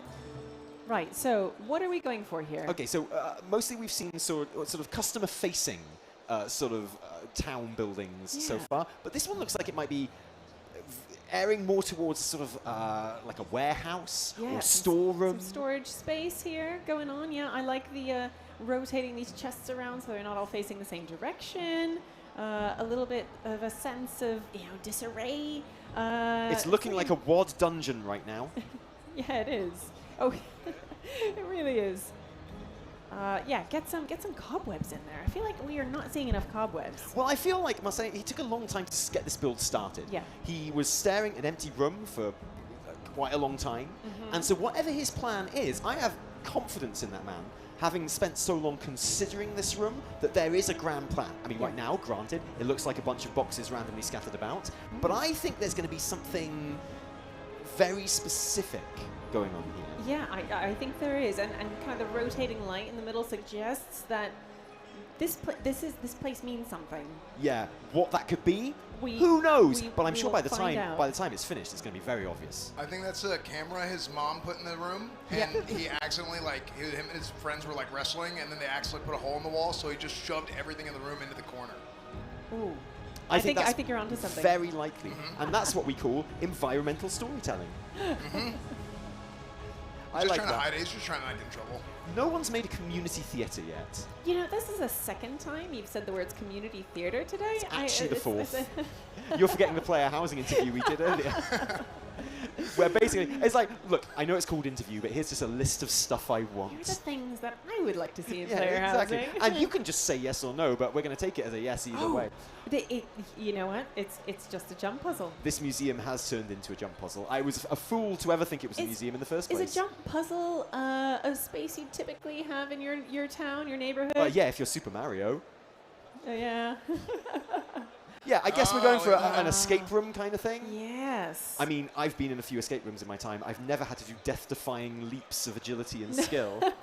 But I'm glad that in this one, you do have to. Hey, you're doing the wrong escape rooms, let me tell you. Last time I was in an escape room, they actually had to bust open the doors to get us out. We were that bad. Yeah, they're like, get out of here. And we were like, we still got half an hour left to go. It's like, we are scared. Yeah. We're taking you out of this place.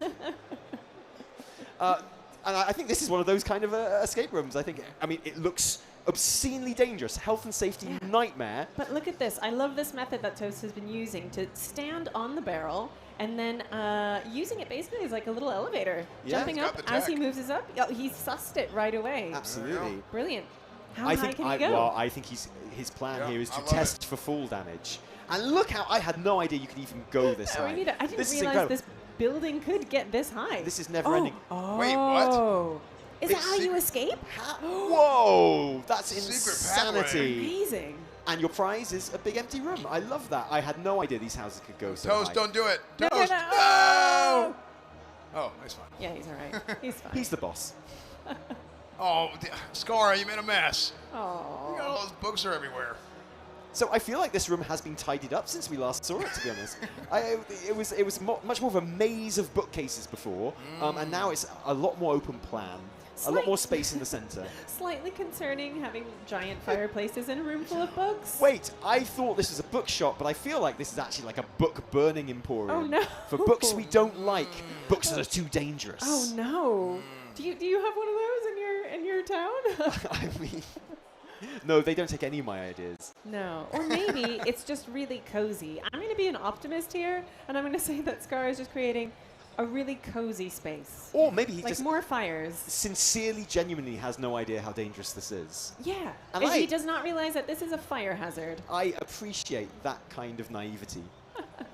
I value it. There should be more of it. Yeah, we've got fireplaces next to fireplaces. Uh-huh. This is incredibly dangerous, and I like Yeah, it. really, Scarra is just, he's going for danger. Yeah, absolutely. Threatening aura here. I thought this was going to be super cozy. Yeah. I thought it was going to be like a cozy little bookshop. Wait, what if the books are fireproof? Well, that would They make are perfect magic. sense. Well, Yeah, they my are argument, floating. my argument would be, if the books really are fireproof, why build so many fires? Oh, true. Because then There's at no that point. point, there's just no risk. Yeah, You know, exactly. you gotta feel something sometimes. Hey, you know when you're driving in town and you see like a fire flying station, book. Oh, and they've my got bad. like a little building that's the fire station, which you guess is for training and stuff like that. Maybe they've got a tower with little ropes and stuff. And I often wonder what's inside those buildings. Maybe this is it. Maybe this is what is inside those mysterious fire station training buildings. It is, actually. So my great-great-grandfather was a fireman, and that's exactly what he had in his fire outpost. See, This this kind very of room. insight into Yeah. public Yeah. service. Yeah, Yeah. no, absolutely. That's kind of where it comes from. It's genetic. So Snowmixy is going uber minimalist on this one. We're what kind of room is she building? An inn? She's building a cozy It's got to be inn, an right? inn. I love the platform. It could be the community theater stage that you've been This is dreaming definitely of. a community Yeah. theater. Yeah, This yeah. is definitely community theater. It's way bigger than any community theater Yeah, and I've there's been the in. ticket desk, right? Yeah. Like there's the front desk. Okay, You come get yeah. your ticket. You sit. You kind of wait, and then there's the stage. I feel like you guys are just trying to be too kind to me and inventing the fact that this is a theatre space. I think clearly this is a very cool bar. Maybe those stairs lead to a tiny theatre space Oh, yeah, upstairs. okay. This is the bar Ah, where it's you hang like, out beforehand. there's Okay. no real changing area for the actors. They have to do it, in the wings, and like I get okay, that. Okay. Meanwhile, Flame, I think, is going down kind of the goblin storage room. I think so. route, Oh yeah, 100%. Right. So this is like highly functional. It's not a glamorous public building. It's not a glamorous part of the city, but it's vital to a functioning society.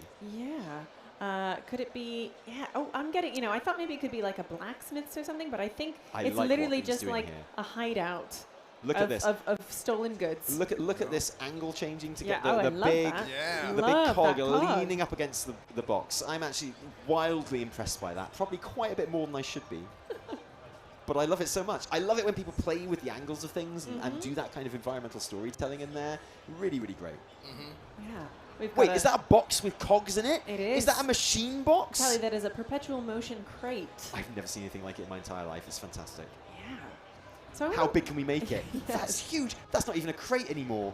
It went from a crate to a bigger crate. That Indeed that it perpetual is. motion It crate is really- fully operational. This is mad. So yeah, I'm getting a kind of like slightly seedy vibe from all of this. Yeah, right? It's a I- little desk in the corner with like the goblin rockets behind it. That makes me think this is kind of like a goblin stash house. Oh, do like, you think this might be contraband? It's just absolutely contraband. This is screaming contraband to me. Right. So in that case, what I'd really like to see in this build, and again, I don't want to tell people what to do. I'd like to see maybe the legitimate front to this contraband storage house. Yeah. So like in the front, you've got something that looks like a normal shop, but in the back, That's where the real, you've got to know the past. You've got to be like, I'm here for the stuff. Meanwhile, the library situation has escalated. Yeah, I don't know what is happening here. Oh, and no, it's turning into a jump puzzle. It is That's also a what it jump is. puzzle. Oh, well, Right. excellent. I Good. There we go, classic. Once you start, you can't stop, right? Yeah, Like, I get it. I'm all about it. For many people, player housing is about the RP and about the kind of making something that belongs to your character in the headspace and the headcanon of your character. And sometimes you just want some gameplay. Sometimes you just want to make a jump puzzle you're not or getting a enough dungeon. gameplay in WoW. Or Gotta like, make more gameplay. or a death puzzle, a death house to lure Why not? unsuspecting people into. I love how this started as a room full of books, but I feel like the books are just part of the theme. This is just a book-themed death jump puzzle. Yeah. And you know what? Well, I it's not a admire death. that. It's not a death jump puzzle if you're good at jumping. is it? Well, no, exactly. It's really a skill issue. Exactly. Yeah, I mean, I think we've seen a recurring theme here across the entire week so far. I want to see the when they pulled the data from everybody checking this out and people seeing it here at Gamescom.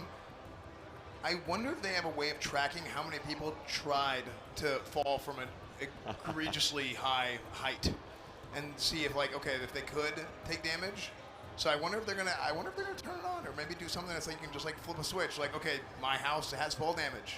I would like to see them do that. I would love to see them do it. I fear that my data from my build may have poisoned the data a little bit there because I definitely fell by mistake. Yeah. And they're going to see a big drop. They're going to see someone falling multiple floors, and they're going to think it was testing, but it definitely wasn't. I think my data would probably show that. Thank goodness we didn't add any structural integrity to this because all these houses are going to fall apart. Okay, so this inn is really taking shape now. It's getting very cozy on the bar there. Yeah, super cozy. Yeah, seeing some tables and little stools and chairs showing up.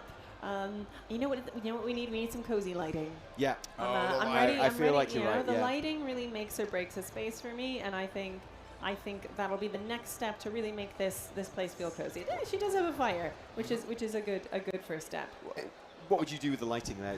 You're looking at some Just corner candles. lamps. Just candles. Just literally candles everywhere. And you make a really good point about the use of lighting in general.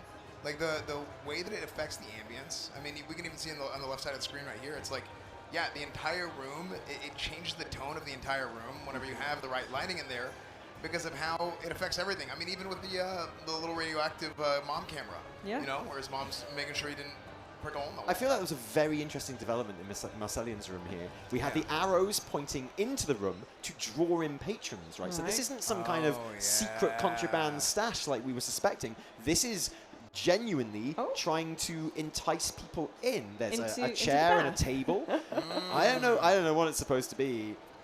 I think this might just be someone's hideout, right? Why would you put huge arrows pointing into your hideout? So all your friends know where you're hiding out. Yeah. All the right friends. Well, because then you put a sign to this way to secret stash, exactly, so they know. Right? Yeah. Right? Not for you, copper. Yeah, just for the right people. Well, you put secret stash in quotes, so they're like, wait, what does he mean? He's being ironic. Yeah, he's joking. He's joking. No one would ever write that if it was true. Illegal goblin rockets here. I was hoping that he was going to make a table out of cogs. That was really exciting. Oh, yeah. But you know what? I appreciate He's doing the the placement. Kundalini thing. He's doing, I do appreciate placing the cogs. Oh, yeah, and you can see using that advanced mode how close and how far you can get things by moving them around on each axis. You know what? To your point, you could scale that up probably to where it's just slightly thicker than the top of that table, and it would just hide it, so they wouldn't even see it. So yeah. Yeah, just a cog style table. Yeah, and then your friends come over and they're like, "Dude, where'd you find the cog table? I'm searching for it and I can't find it." And then you tell them, "Oh, we gave you Scarra's copy of the game." Oh, never mind. Oh, sorry. yeah, no. Yeah. Yeah. Okay. Are we getting 2 bars in Snowmixy's bar? I think so. Yeah. That'd be handy for mitigating cues. Yeah, cue mitigation is essential.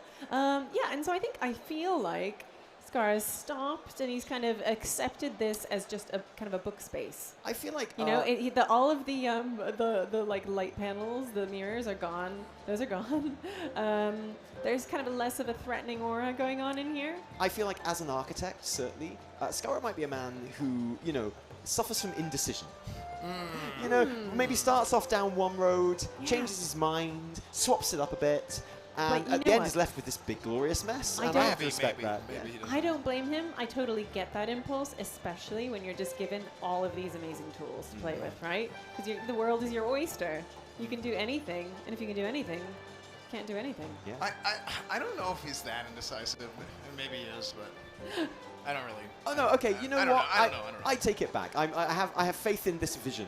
Yeah, and maybe. I don't. I might just need it explained to me again. Like You know, the I World think War his vision just develops over time, right? It Hey, just grows. you know it becomes what? more clear over time. You know what? I just don't appreciate that kind of creativity. I think that's what No, it is. You know, no. I see someone flicking paint at a canvas, and I think that's all they're doing. I don't think it's coming from anywhere else. But then when it's finished, I'm like, you know what? I'm just blind to the progress, and I'm sorry. Right. I apologize for that. I'm learning. I'm trying to be better.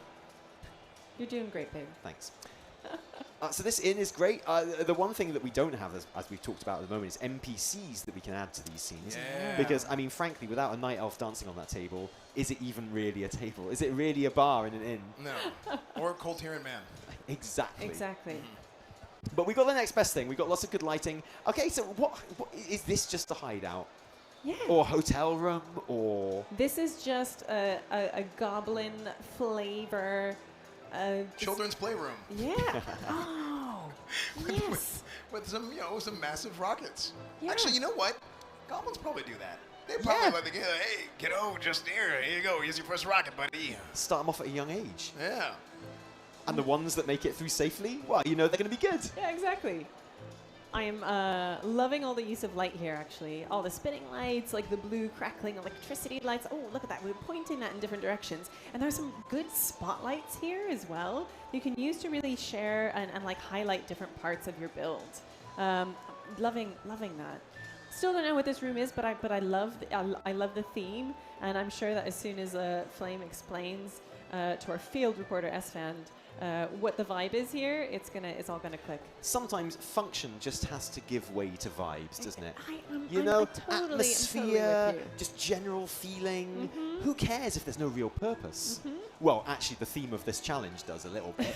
So maybe not the greatest choice in that sense, but okay, so here we go. I need to track this progress here, because clearly I don't appreciate genius when I see it. And I mean, books. It's a cozy book space, right? Well, With potentially a fire hazard. But listen, as we said before, if these are magical books, they're all good, right? I like how there's a book at the entrance. Like maybe that's a guest book. Like maybe you come just in. sign in. Maybe just sign in. Okay. To the library. Yeah.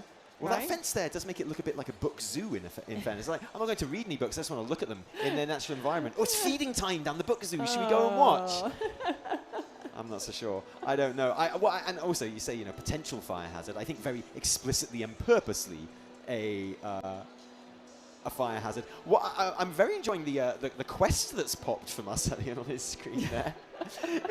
it's sort of, you've had enough home building now. Get out in the world of adventure. Yeah, come on. Well, tough, Azeroth, because we're going to stay here. Yeah. Okay, let's go and find out what's going on with these rooms. I need to find out. Please, Esfand, explain it to us. I mean, there's a whole lot. There's a whole lot that's going on here. We're going to start with Flame, because Flame, you've been there's a lot of goblin work going on here. Can you give us like a 30-second walkthrough of what you've done so far? Well, this is the engineering room that I wish we had in every capital city. So maybe this can inspire new designs in the future, because who cares about being careful when you have so many rockets you can play with?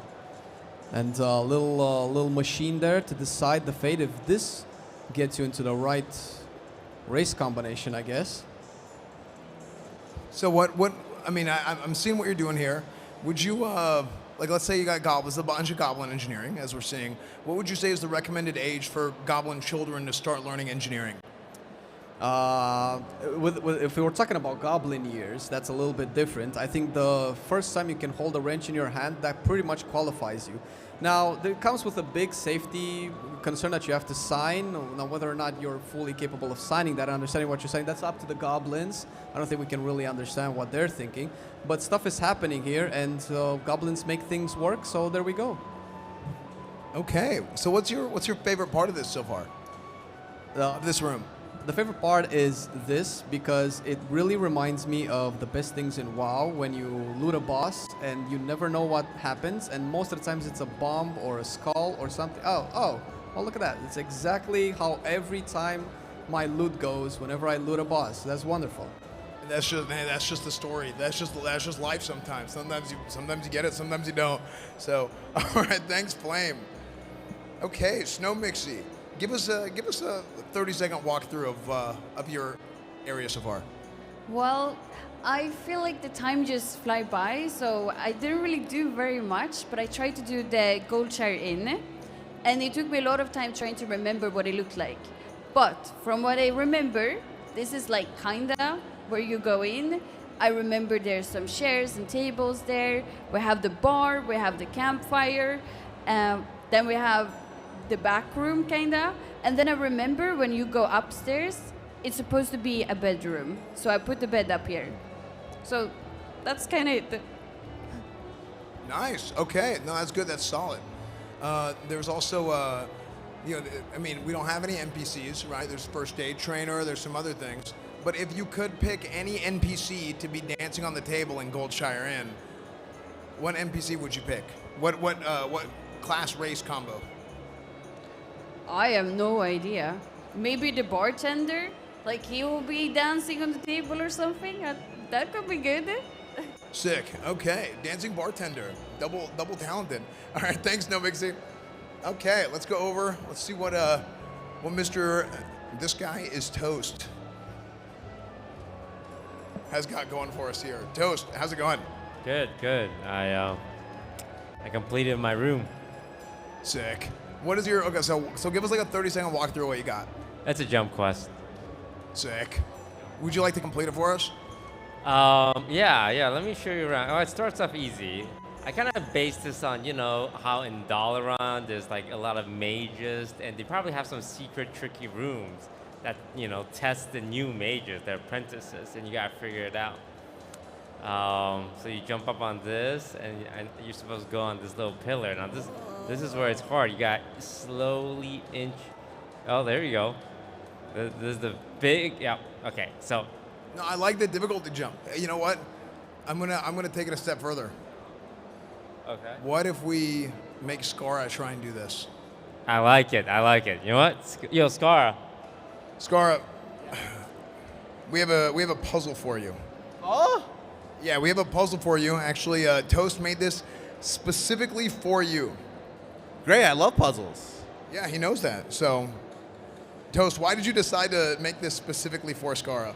Well, I saw him try to do one in the first round, and it didn't really work out for him. So I wanted to make one for him so that he can have a chance, Sick. Okay, let's see it. So yeah, tell us how it feels. Is this this is a jump? Okay. Oh, okay. Okay. Oh, wait. Oh. Oh, I missed at the very end. Okay, one more. Go again. That's unfortunate.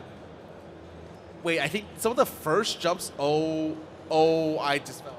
But I came up with this, little tool to help. Because obviously having to redo this over and over again is gonna be a pain, right? So what you can do is you can just grab a little barrel, you place it down, you go to the tools. There's so much, flexibility, and you can just jump,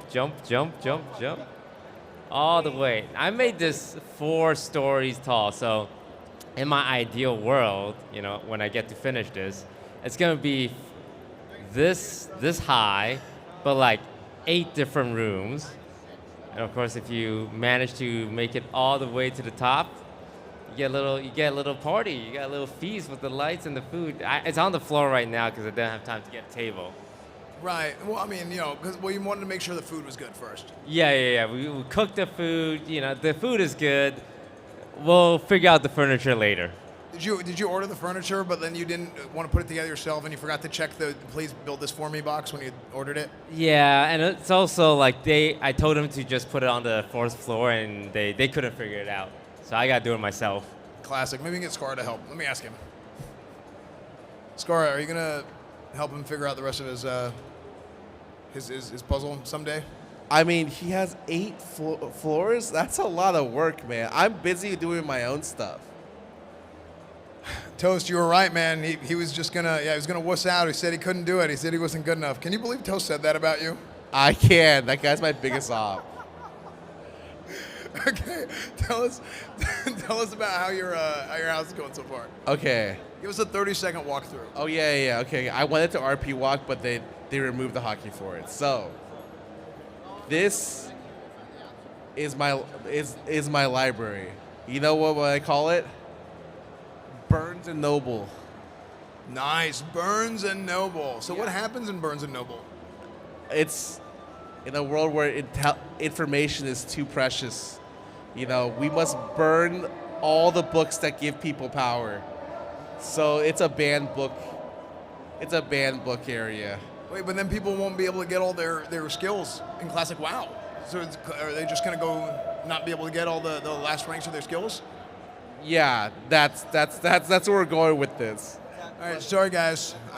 I use a lot. There's so many bookcases / books here that I thought that was really cool. Just going through the different options. You have literally just like sections of books that look like you individually maybe pull them out.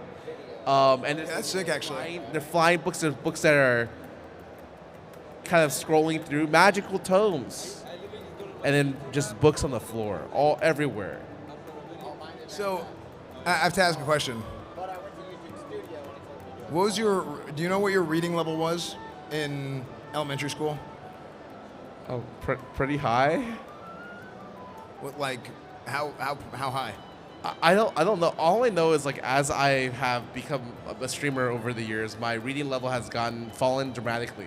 I'm at like preschool level reading now. So you hate what you once loved and that's why your hatred towards books now exists. Yeah, if I can't have it, they can't have it, kind of deal. A true streamer, absolutely. All right, thanks, Scarra. All right, dude, we got some serious work going here with our houses. The guys are doing good. They're using all the tools. They're figuring out a lot of stuff. Let's head back over to Tally and Esfand at the desk. I admit it, I was wrong. I didn't understand the genius of Burns and Noble. I'm backtracking. I will never live this down.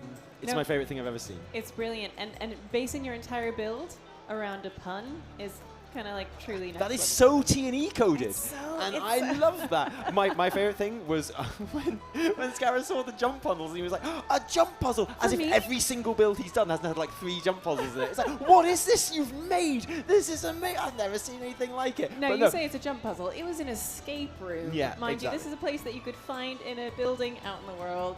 And Toast went for, I have to say, quite an elaborate escape room. And the thing that really, really did it for me was having a little treat at the end. Exactly, and I know that's how you like it. Exactly, a little treat at the end. For me, it was the sheer scale of the floors and how high up they went. It was outrageous, and I loved it. I didn't actually know you could push player housing that far. That high. In fact, I've been giving some misinformation for people that have been asking me on the streams, like, how high can I make my house, Tally? And I'm like, I don't know, 3 floors? Yeah, 3 floors, that's what they said. But no, it seems never ending. No, and also some amazing use of the objects to get you around the space. Using a barrel and then jumping and then moving it up, jump up, jump. Like, genius, and exactly, I think, how they want us to play with player housing, to experiment with it, to use all of the tools at our disposal. I liked Marcelion's approach of an aspirational building. Not really something that you find in every town, but something he wishes you could. Yeah. He's manifesting it. He's making it happen. The He's Goblin making it real. Engineer's Room, and I'm glad that we figured out what it was as it was coming along. I mean, thematically, it was quite strong. But yeah, I really enjoyed that, and all the little tiny details that went in there. My favorite thing about the Goblin Workshop, the bath. Why would you have a workshop without a bath? Yeah. How else would you test all the toasters and electronics? Exactly. And Snowmixy's bold attempt at recreating Goldshire Inn, and I really appreciate that she didn't kind of go wild with it. She was really restrained, and she was like, "What do I know? What do I remember about Goldshire Inn?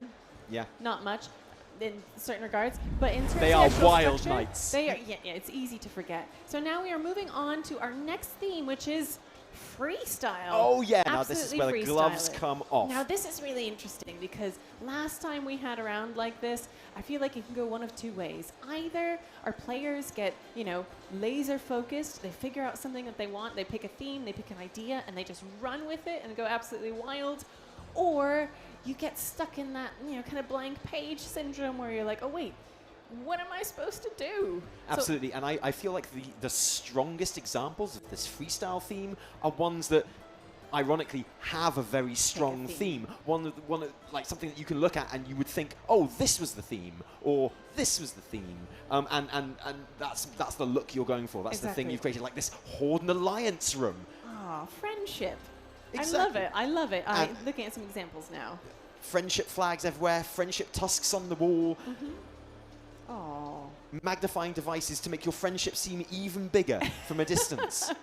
And pictures, all friends, a boat with big tentacly friends. And then, of course, the Horde side of the the room. Horde side, which is like a war room, throwing things at the wall. Yeah, exactly. And so I want to see a strong theme in this themeless build. Yeah, I'm with you. And that's where it really shines. That's where these builds can really show off what you can do. So we're going to Flame, and we're seeing, I love these stairwells actually, because they're so big, and you can actually, I've seen lots of great examples of using the stairwell as a room itself, right? Like building kind of a wait, that is huge. How many rooms does he have in there? All right, let's see what he's doing. Okay, we've got Flame paring back. He's deleting. He's deleting past work? He's cutting down. He's starting from scratch. He's like, this does not spark joy. I love the hallway approach, but we're looking at something else now, potentially working with our stairwell. Is it going to be he's going as high as he possibly can. We're he's going building tower? a tower. I think we're doing tower here. But what kind of tower? That is the question. Now, we're not going to be able to see the exterior because that's not a feature that we have yet to play with here. But I hope that the interior will show us what we need to know about this tower. What kind of tower it is. What is it the for? obvious choice would be a mage tower. Yeah. And all these tools lend themselves to that really, really well. So now we're getting some more tiny square rooms. It's such a great description. Tells you everything you need to know. And I love how Scarra has kind of gone the opposite direction from Flame, who was kind of deleting and focusing on going vertical. Scarra is going horizontal. Scarra is going all out and seeing how many tiny square rooms he can fit together. I feel like he might have reached his... No, there's still more square rooms to be found. Foolish me. I thought we'd reached a limit, but apparently not. There's room for loads more square rooms. Is he building a maze? I might try and write my name with those square rooms. Or perhaps recreate your face. Has he hit the limit? He has not hit the limit. Every time I think he's hit the limit, he pulls another tiny square room out of the bag. Well, that's the thing with Scarra. He's the limit breaker. That's what Yeah. they call him. This guy's just always, pushing it to the next level, and it's really impressive to see that here. And in, I feel in like housing too. I feel like this might be his round as well. You know, the freestyle round. I feel like that chaotic energy, that kind of freeform style of build that he has. I'm not saying he doesn't plan anything. I'm not saying he makes everything up on the fly. But there is a sense of that sometimes, and I think that's going to really do him well here. Now, Tally, you say freeform, but I think what's clearly being built here is some kind of maze, some kind of labyrinth. Yeah. Right? He's got these kind of like winding hallway made out of tiny square rooms, and then a large square room, which is now going away and turning into something. Oh, now let's see what it's like inside. Oh, Snowmixy's beautiful. She's gone for something very elven. Okay, and a bit rustic. Wow, some of these ceilings are just so great. I love like kind of the round and octagonal rooms. I feel like those have a lot of potential to be made into whatever you want. Oh, now she's got the theme going.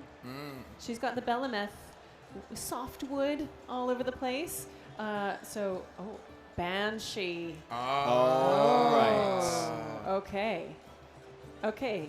Let's see where she's going with this. How How many Banshee banners can you fit in one room? Or Okay. multiple rooms. Exactly. If she takes the Mr. GM strat and just completely plasters the walls. And floors. And And floors. ceilings, yeah. Okay, looking at banners. Now, looking at this, like, filtering by cultures, styles. Those are really helpful tools when you're having a look. War. Oh, she's doing curtains. She's doing curtains. I'm liking this first glimpse at Toast's plan. Yeah. Okay. What are we going for Where do we here? think he's going here?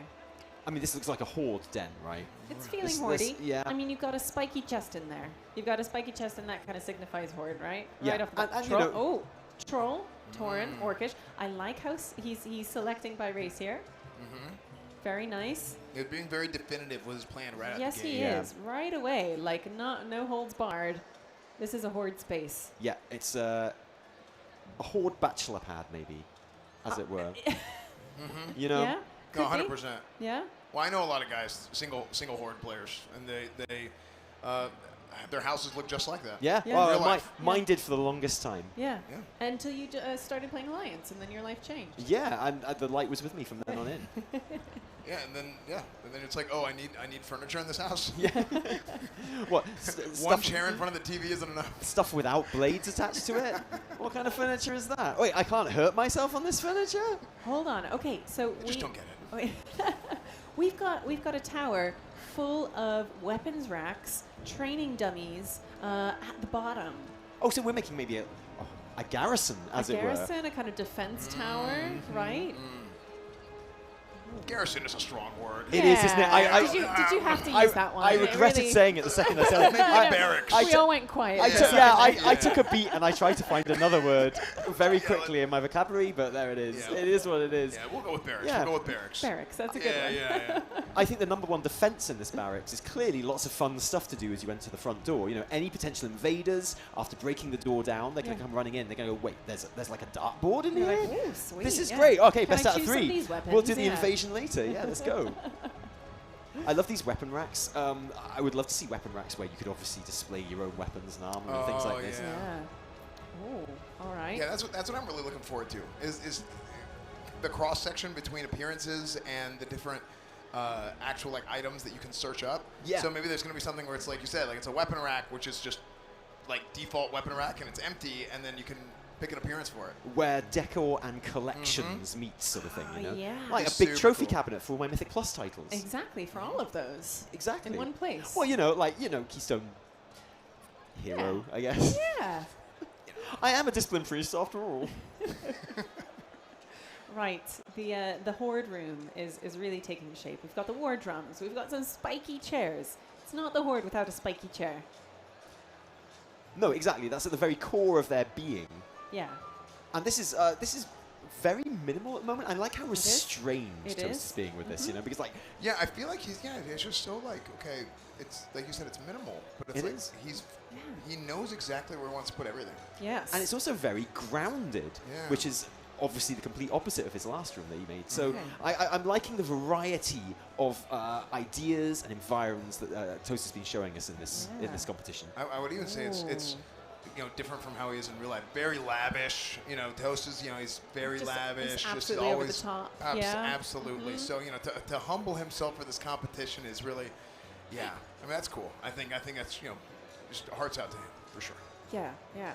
I do love how this is kind of like a therapy session for all of our players, right? Like they're really kind of delving deep into themselves, finding out what really makes them tick, learning something about themselves along the way. A brave thing to do live on the stream. Absolutely. Yeah. I mean it takes courage. It really Yeah, does. it really does. And still could potentially go incredibly wrong. We could discover something horrible about any of them. Just Yeah. give themselves away through their decor. So where did that come from? That's vile. I can't even pretend to not be worried about you. So far, we haven't had that happen. No. I'm not saying I want it to happen. I wouldn't take any pleasure in it happening. I'm just putting it out there as being potential. Yeah, just keep watching to find out, guys. Yeah, exactly. I'm glued to it. Yeah. Okay. Again.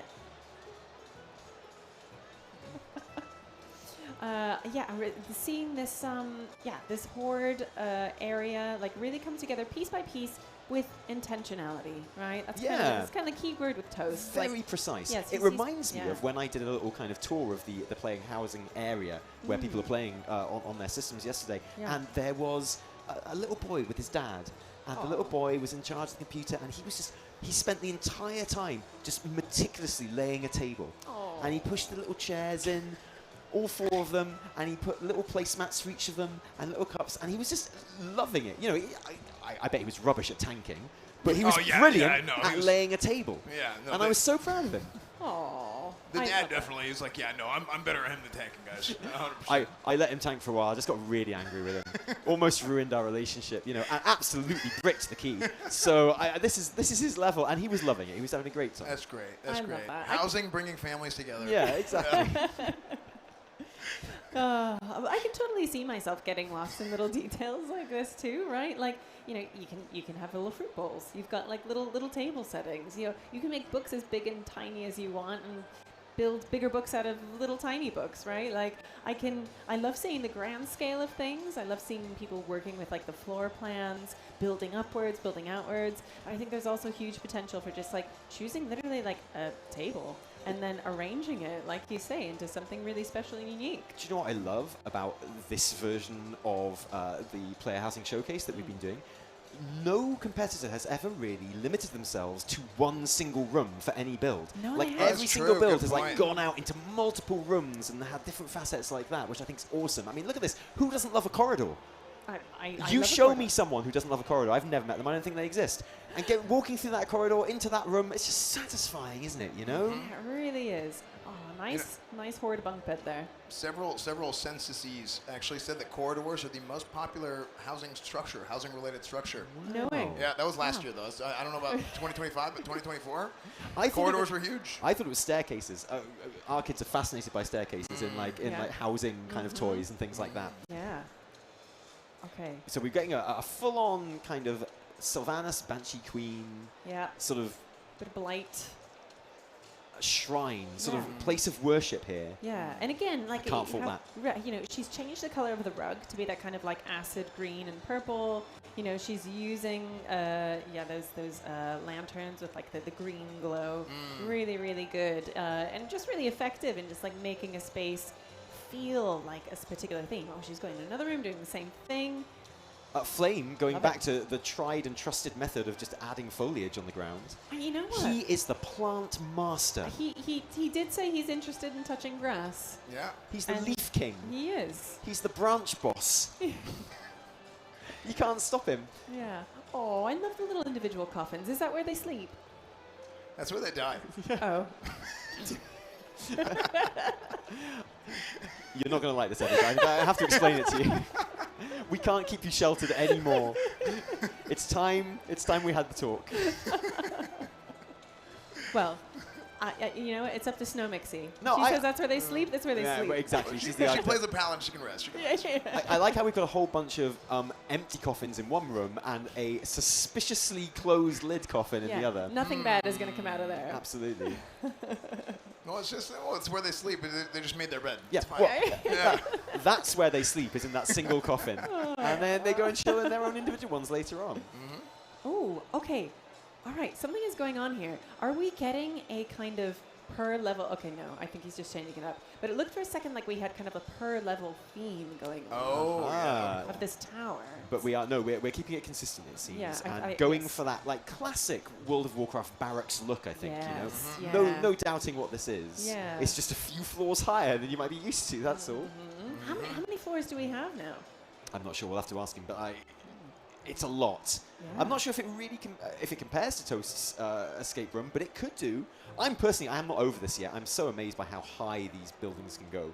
Yeah. Absolutely outrageous. And of course, the inside of player housing is completely disconnected from the outside. Yes. When you do get outsides and neighborhoods to play with, you can create this incredibly high space on the inside, or you can have rooms stretching off and branching off for days, but that won't affect how your house looks on the outside. That's going to look how you want it to look. You can toy with both individually.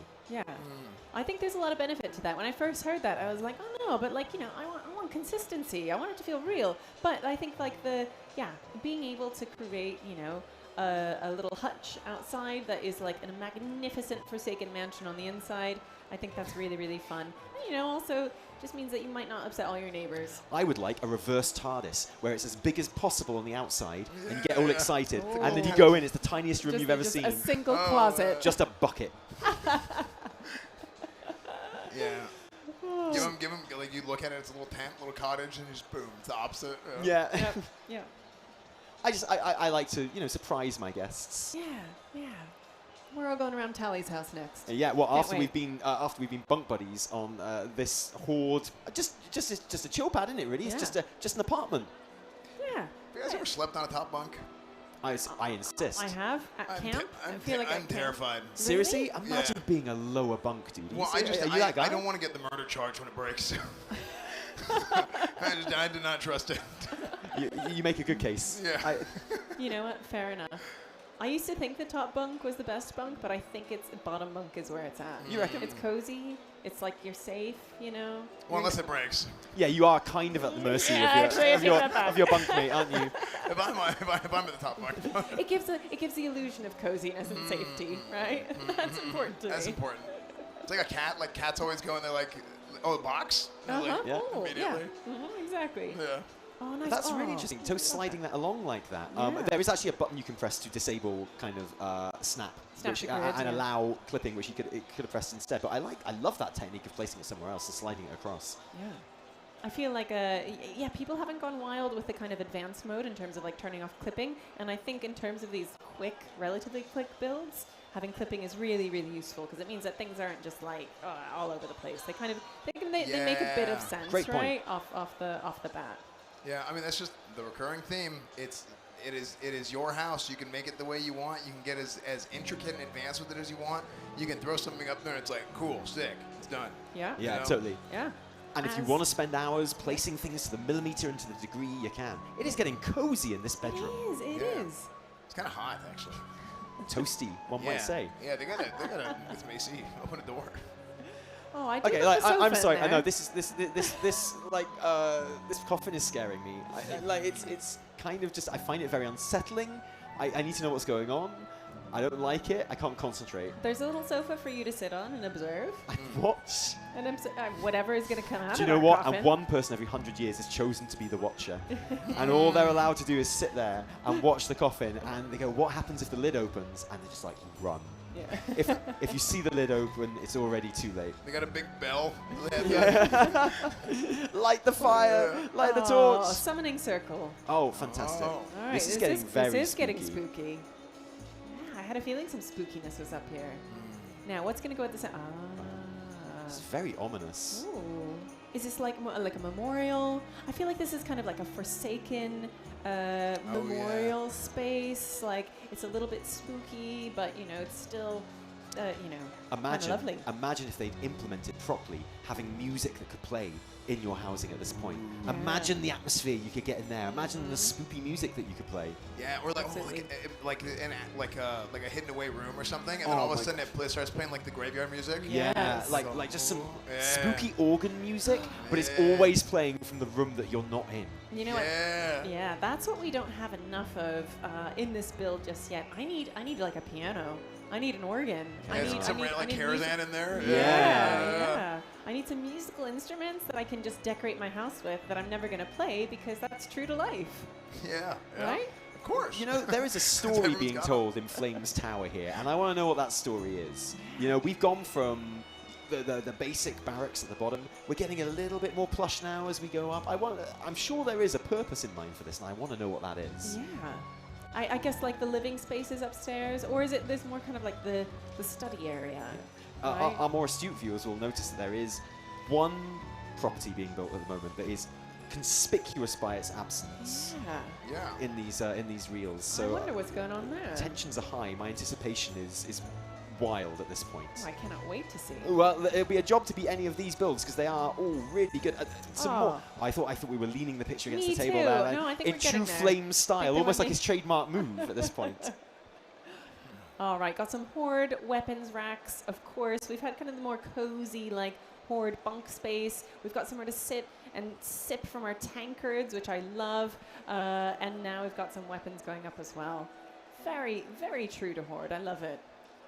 Yeah, this is almost like a kind of a horde hostel. Imagine you're in a city which isn't a horde city. Yeah. Imagine it's the opposite of Silvermoon, and you just have a small sanctuary just for yourself. And businesses naturally crop up. They're like, hey, are you all an orc away from home? You want some creature comforts? You want something that feels familiar? Come on in here. We've got the full orc experience With for some you. bananas and apples. Well, 'Cause, yeah, you know, exactly. everyone needs a bit of fruit. Okay, just because you love spiky things doesn't mean you can't be healthy. Doesn't mean that you can't watch what you're eating. Doesn't mean you don't need your 5 a day. You're absolutely right. Love having the indoor grill, the pizza oven, which I love. As Boy, an I asset, sure do looks love so cool. pizza. I love pizza. Yeah. And you might be thinking there's a lack of ventilation there, and that's true, but they have just different tolerances, orcs. Yeah. You know, they're just built different, aren't they? Yeah. Okay, we're getting a nice little reading. Again, more books by the fire. A recipe book. It's a recipe book. I just feel like we need to make it clear to anyone watching this that don't do this in your own kitchen, okay? Like, Don't try this at home. it looks cool in the video game World of Warcraft, right? But don't leave your books by open fires. Oh Like my that, gosh. I just realized my WoW cookbook at home is right next to the stove. Oh. guys. But is your stove on? Is it a No, blaze? Did I leave the stove Then you're on? all right. It's That's a decorative, okay. yeah, decorative stove. Unused. Yeah, completely. It really, like, yeah, the book and stove can be okay if there's no open fires. I think that's, yeah, no, you're doing it right. Subconsciously. Right. I got lucky. And again, another, like, a lot of kind of pathways lit by rows of torches in these properties too. So, yeah, I'm liking that look. I like how she's used a couple of different styles of these kind of, flaming torches. You know, some are very, very green. Those are just kind of normal fire. Curious to see what is going on here. Is Do you this know what? I love her use of dyes. I think it's so good, right? 'Cause if I was doing this build and I was like, oh, I want, Forsaken-y stuff, I want kind of Banshee stuff and spooky stuff, I would have gone through the menu and I would have passed right over that blue and yellow kind of Alliance-themed rug. Yeah. I wouldn't have even considered it because it just doesn't fit my theme, right? Right, But yeah. she saw a pattern she liked, she saw a shape she liked, she's like, I'm just going to dye that stuff. I'm going to make it the color. I'm going to make it fit. And, that's a level of kind of creativity that I don't have. Now, I know we've had this debate over whether these are coffins or beds, but what if this is a vampire's house? Ooh, Right. good Right. point. So Right. is this like his kind of walk-in closet deciding which coffin he's going to sleep in? He likes to mix I it like up. to think it's a family or like a group of friends okay, or like a yeah. streamer house, right? And like who all just happen to be vampires. That right? makes sense. What, like most of them are, really, to be honest. Yeah, true. Yeah, nocturnal. Yeah, I am. Yeah. I can't lie. I am slightly unsettled by the open coffins and then the ominously closed coffin. But that's good, right? I like being scared. Yeah, I a little enjoy bit, it. A little bit of fear Yeah. keeps you on your toes. Well, here's the thing. If the coffin is empty, Yeah. Yeah, well, that's the thing, isn't it? Yeah. Yeah. I'm picking up what you're putting down. Exactly. I'm loving this completely out of place chair in Toast build here. It's fantastic. Just a little splash of personality and colour in otherwise very kind of thematic orc rustic room, right? Yeah. Yeah. Yeah. It's a zebra skin. I can right? I can see it's a zebra skin from hunting, right? Because we love killing things because we're orcs. But it's more the kind of like the jaunty 70s kind of inflatable style of it that's impressing me. Yeah. True. Yeah. Yeah, I like how they did that. They have a lot of pieces of furniture that are like, okay, this is like a traditional, this looks like a goblin piece, this looks like an orc piece. And then they take kind of like, kind of goofy furniture that you see in real life, and they gamify it into like World of Warcraft mode. Yeah. So here's what I want to see. I want to see those old like rocker chairs that people had. Like yes. Dude, I had my rich friends that had that when they were kids, and they had like speakers in them and stuff. They never worked. Yeah, nobody could ever figure out how to work them. But they had those rocker chairs all the time. I like how Toast has put a kind of very modern art style, kind of cubist style painting in his little kind of zebra chair corner there. It's like a little just a little bit of flavor. That one He's is going of to a do his Tauren, Maga right? Orc So- Heritage Armor Quest, though, Ah. to really nail the look. Yes, yes. Oh, okay. I'm loving this little rug going into the corner. Wait, so now there is kind of like a Silvermoon style. I feel like you level. may have given Flame a sweet idea there. Yeah. Oh, Is is that the, what's happening the here? many layers of He can't hear Azeroth. me. He is different locked themes. in. He cannot That's hear a true. word I'm saying. That's right. When that man is in the zone, you can't even reach No, him. absolutely. Right, so I feel like every level of this tower The one below it looks a little bit blue, right? It's kind of representative maybe of like major cities, maybe the factions, maybe races, right? Yeah, it's like a race rainbow, as it were, going up the tower. Different thing to experience on every floor. I like it. I think it's terrific. Yeah. What's like next? A museum almost. Yeah, totally. Or at least an immersive experience. Kind of like what you would get at a community theater. Yeah, exactly. Except like way bigger and more expensive, obviously. It's kind of like when you queue for a ride at a theme park and it takes you through different kind of interesting things to look at while you're queuing for hours and hours and hours. And like right at the top, maybe there's like a big dip or a roller coaster or something, you know. And the roller coaster is called Journey Through Azeroth.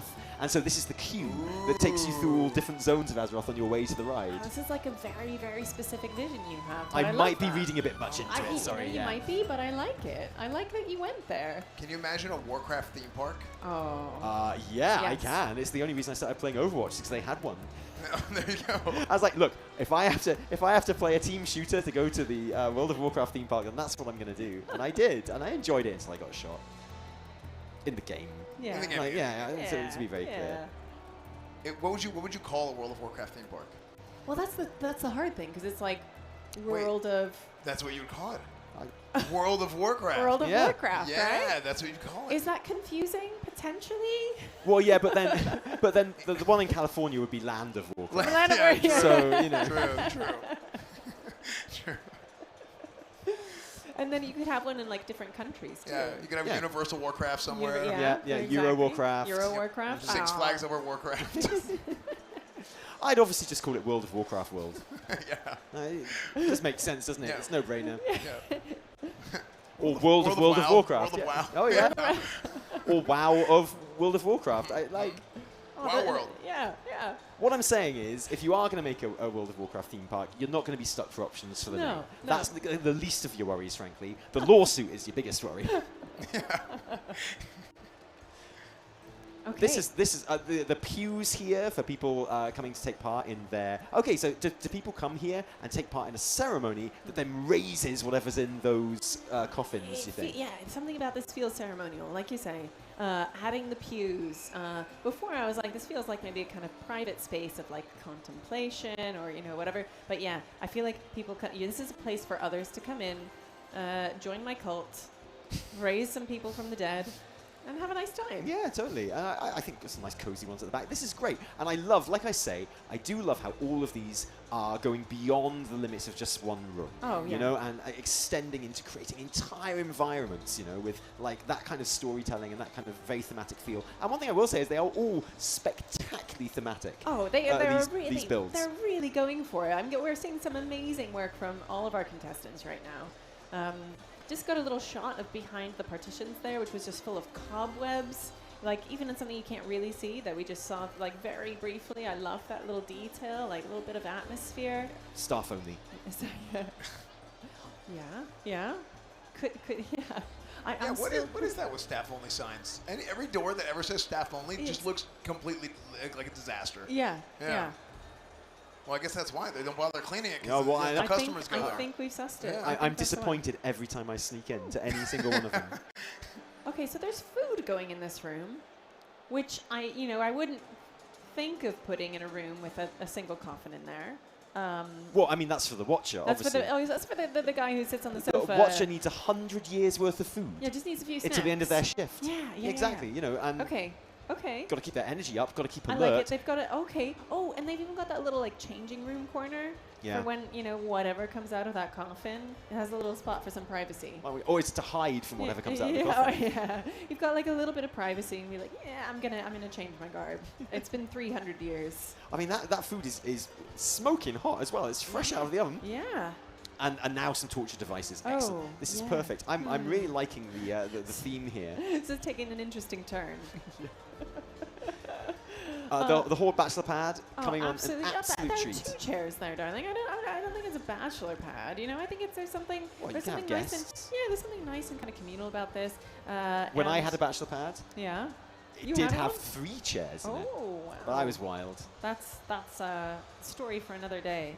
But I do love, yeah, look, Toast is now playing with the die system, Awesome. right? So you can see there are different slots on different items, and this kind of general slot is usually the, like the color accent, so he's changed that up. There's also the wood slot, which in this case would be kind of like the bits of wood sticking out at the top that are helping it hang up. So yeah, really, really nice, really cohesive. Love how he's going in, yeah, adding a little bit of Making it more his flavor. own. Absolutely. Yeah, It's yeah. like, yeah, I could take what's kind of offered in the base version of these, or I can just mix it up and like have a different main color running through, which is what they're doing, and I think that's fantastic. Yeah, really nice. Changing the color of those skins on that bench, just giving them a little bit something else. Yeah, there are so many ways to really make all of these items and features feel like your own. When And do you know what I love about this? I love like the cooking utensils are in the corner of the room within sight of the dining table, okay? So it's social. You've It got is. guests around, they've bought a bottle of mead or whatever, and a boar that they've killed, and they plop it down on the table, and you're cooking it up, but you can still talk. You can still chat. You can still Absolutely. talk about raiding and pillaging and murder and dark portals and stuff. You can have a really social time while you're preparing the dinner. It's like a kind of communal activity. Just because they're orcs doesn't mean they can't form incredibly awesome, long-lasting bonds. Yeah, exactly. And wow, our tower continues to grow. Okay, maybe. It's kind of getting more magical as we yeah, reach the it is top, right? So getting magical. it started off as like your most basic barracks, You're sort of right. just like very kind of down to earth, very rustic, swords, spikes, ropes, things like that. And it's getting more and more magical as we go up. It To the is. top. I think you might be onto something. Good old Dalaran. Almost like the bottom is like an illusion Oh. to kind of like throw people off the scent. Is Oh, it? and there we go. I mean, it is the quickest way down. Okay. Wow. Fantastic. And that is your time competitors. Hands off the keyboards. That Call for Allies quest is just going to have to wait. Esfand's going to talk us through all of those rooms and find out the story. Yeah, we're gonna mix it up. We're gonna start with Toast this round. So, Toast, tell us what's going on here. Well, I went for the classic horde house. You know, this is the home of an orc that's been serving, Thrall for the last 20 years. He's very diehard. He only cares about the horde, rise for the horde, die for the horde. So his house reflects that. I see a lot of the military service of the orc coming in here. Yeah, no, he's been through it, His original war chief was Thrall, and then the Sylvanas lady comes over and messes things up. I don't even know, like, he liked Vol'jin, but he only stuck around for like 10 minutes. But he's been through it all. But it doesn't matter to him. He likes one guy, but he's just gonna keep on fighting. Yeah, it doesn't matter. He serves the horde, the ideals of it, not an individual war chief. Okay, solid. Yeah, we can see. I noticed whenever you were building this, that you would go, you'd put them together, and then you'd go and you would sit on a chair. Like it's almost like you were really immersed into having the character contemplate. Like, does this room look right? Yes, it does. And then you'd move on to the next thing. Yeah, well, you gotta test things out. Do I see myself living here for the next 3 to 4 years? Real estate in Orgrimmar is not cheap. Oh, dude, property tax is crazy. It's so bad, I heard. Yeah, like you gotta see yourself. You gotta raise a family, little orc children. You gotta teach them how to go to war. You gotta like put yourself in this position.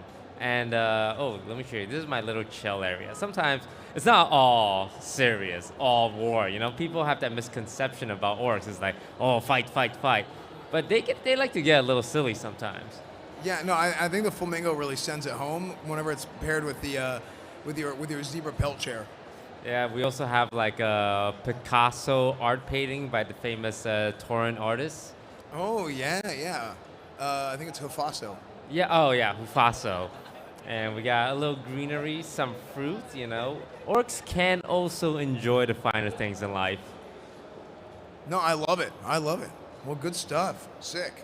You know what's crazy is Scarra, the whole time he was like, trust me, next round when you look at Toast's house, it's going to be complete garbage, and he was absolutely wrong.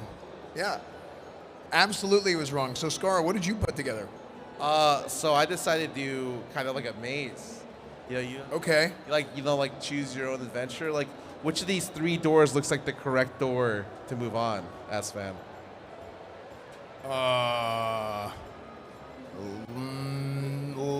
Middle. Right. Middle. You went to the middle one. No, just oh, frick. Okay. Go other side. No, the other side. Oh, this side? Yeah. And you'd be correct. And behind the front, there's another 3 doors. Okay. So wait, I went right. You know what? You know who's a puzzle master? Who? Toast is real good at puzzles too. I think we should get Toast to try this. Yeah, get Toast over here. Okay. Toast, I know you talked a lot of trash about what Scarra is going to come up with, and he's going to put you to the test. He said he heard about this, and he wanted to see what you got. Yeah, it's just choose a door. Which door do you think is the right door? Oh wow! I didn't know there's interactable doors here. Wow. Where do I? Okay, so there's 3 doors. Okay. Knowing Scarra, he's probably gonna go forward. Wait, he knows me. He knows me too well. Okay, well, which door is it now? Oh, frick. Okay. Well, I don't think you'd ever go right. Maybe it's a left. But sometimes, I don't know, you might be tricky. You probably do another forward, wouldn't ya? Oh, no. Okay, anyways, I didn't want to finish it up because it'd be a little boring, but there's an end of the maze. Obviously, after the grueling maze, you have to make it worth it for the person who solves it all. Now, it looks like I got lost in my own maze, but just ignore that real quick. This is a kind of a long one. If you look at my blueprint over here, I made... Oh my gosh. I did a couple rooms. But at the very, very end... I feel like that was like the first time I looked at the new talent trees. At the very, very end, you're rewarded with... Oh, the big prize. Okay, what's in the chest? Could be anything. Could even be another chest. Oh my gosh, and then maybe it's another chest, and in the end there's a babushka in there. How do you like the designs on the right? I like that. Is that troll? Zandalari troll? Oh, that is Zandalorian. Do you know what that is from? It's the Zandalari. It's like a paladin, Zandalari troll paladin motif. Yeah, what item do you think that is? Like what accessory? It's a Zandalari troll paladin motif. It's a bed. Oh, what the frick? I rotated the bed. It looked nice from the back. I thought it was a Zandalari troll paladin motif. And then there's a nice little chair you can relax in because now you're the winner. So I made a small little maze, you know. Just Sick. a little thing. No, that was sick. Good stuff. Yeah, because you know what production said? Like, we're not showing you Scarras on purpose. Oh, yeah, they knew. They wanted you to use your brain. Yeah, they did. But joke's on them. I didn't use my brain. Never have. So, next up, we're mixing it up a little bit. Let's start with Flame. Oh, he's got the moves. Look at that. He's dancing here in his new house. Give us a run through. Oh man, my stuff is so geeky. So it starts with the classes and races that I've enjoyed over the course of my years in WoW. I mean, you can probably guess what this is. Although I've seen what Toast did, and he knocks mine out of the park with the Horde theme and the Warrior theme. But I stuck as many spiky things as I could on the walls. It can't go, when it's Horde, you can't go wrong with spikes. That's true, that's true. And going into Night Elves and Druids and Hunters, I tried to, kind of think what my 20-year-old Druid would look like, what he would do in the house. That's kind of, putting stuff on the walls and sleeping in grass. And then would be the human paladins. I kind of want to recreate the first time I went into Stormwind back in vanilla, and I heard that music, and my hair stood on my arms. Like, oh my god, it's so cool! The rolling drums right at the beginning, like, yeah. Yeah, totally. The paladin vibes and all of that stuff. And then the last part is kind of tied to the War Within, and the last class that I actually started to really enjoy, which is Mage. And after the cinematic that we've seen with Blood Elves, I'm all invested in the lore and the culture and the theme and all of the shiny little books and magic and chaos that comes with it. That's kind of the vibe. Nice. Yeah, we were saying it looks almost like a museum. Yeah, it's a museum of all of the, I don't know, and I don't want to know how many hours spent in WoW with over the years, but it's what it is what it is. It's got us all here. All right, there you go. Yeah, it's looking good. That's a good one. Very, very good. And we have our final contestant here. We got Snowmixy. Snowmixy, it's been a long, hard-fought battle. Tell us what you have so far in your in the final house here. Okay, so I did this for Sylvanas and all the Sylvanas fans. It is, we are worshipping her here. So this is her little altar. Here you can sit and like, you know, pray with us for Sylvanas. And then over here I have our little bedroom. If you want to stay over, maybe you can sleep here in the coffins. And then obviously I had to make a room for Sylvanas in case she ever comes by our house. So this is the main bed for her, and I give her some privacy as well with the stones here. And then, Absolutely. yeah, and then obviously I needed to, like, if she's hungry, if she's thirsty, like I have that ready. I have a little couch here, and then something that we don't know exactly what happens here. Oh, but it could have been anything happened. Oh yeah, it could be anything. We don't know. It could be good. It could be a tragedy. Exactly. No idea. Okay. What was so? I noticed you've done a really good job the entire show using the different items and adjusting their scale, using the different options available to you to make things in ways that not necessarily that they weren't intended, because I think by allowing you to do this, they intended you to do everything, right? So I like how you did this wall here and gave her like a little privacy wall for her bed. Yeah, I wasn't really sure about this wall. Like, I would have wanted to put it a little bit more together, but it's fine. I think it's good like this anyway. Okay, good stuff. Now, guys, there is a, we're getting the results in because there is going to be a champion. Yes, there is going to be a champion today. Sorry, there is going to be a champion today.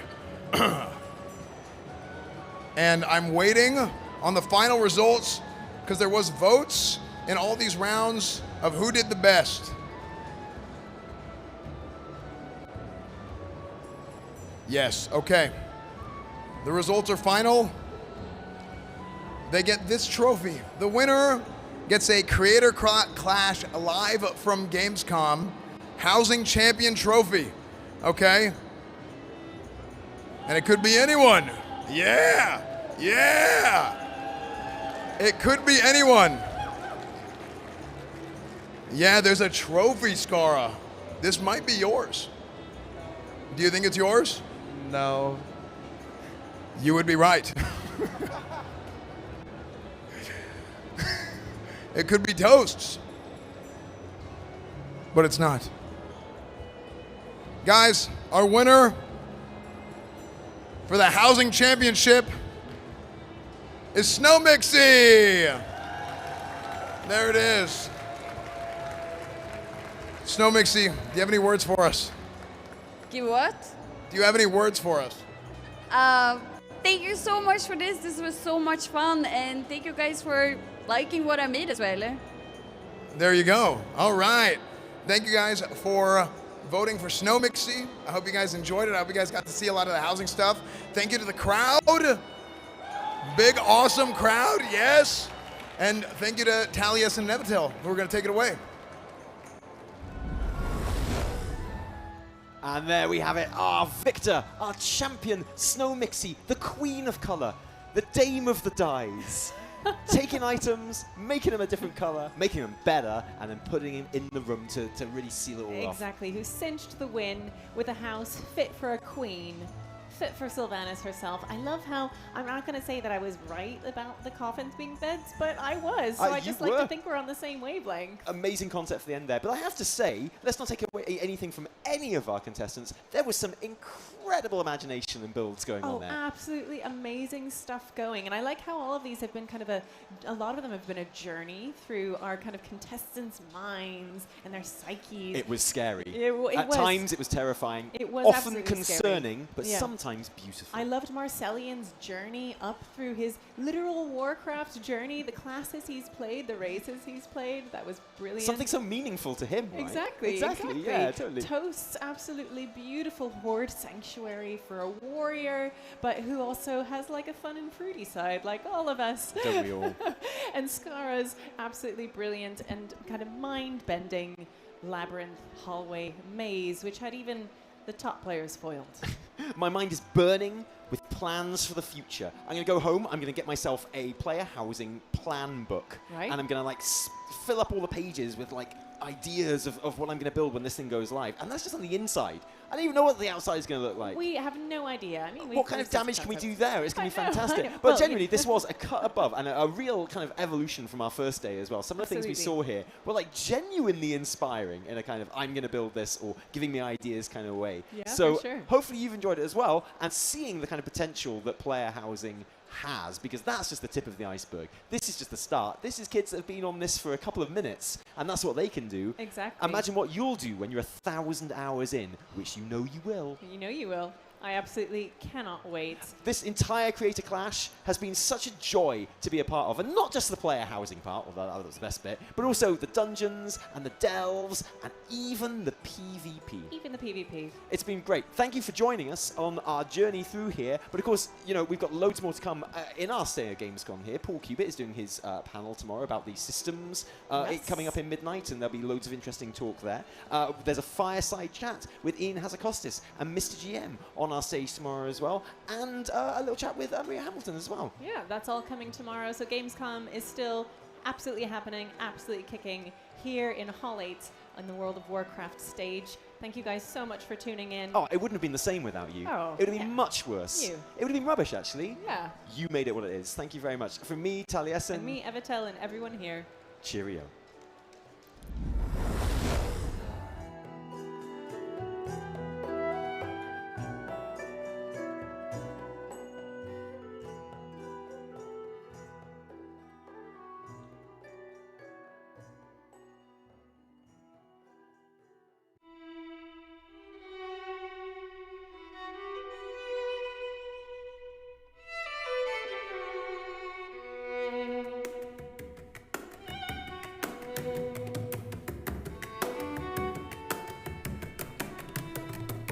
Thank you.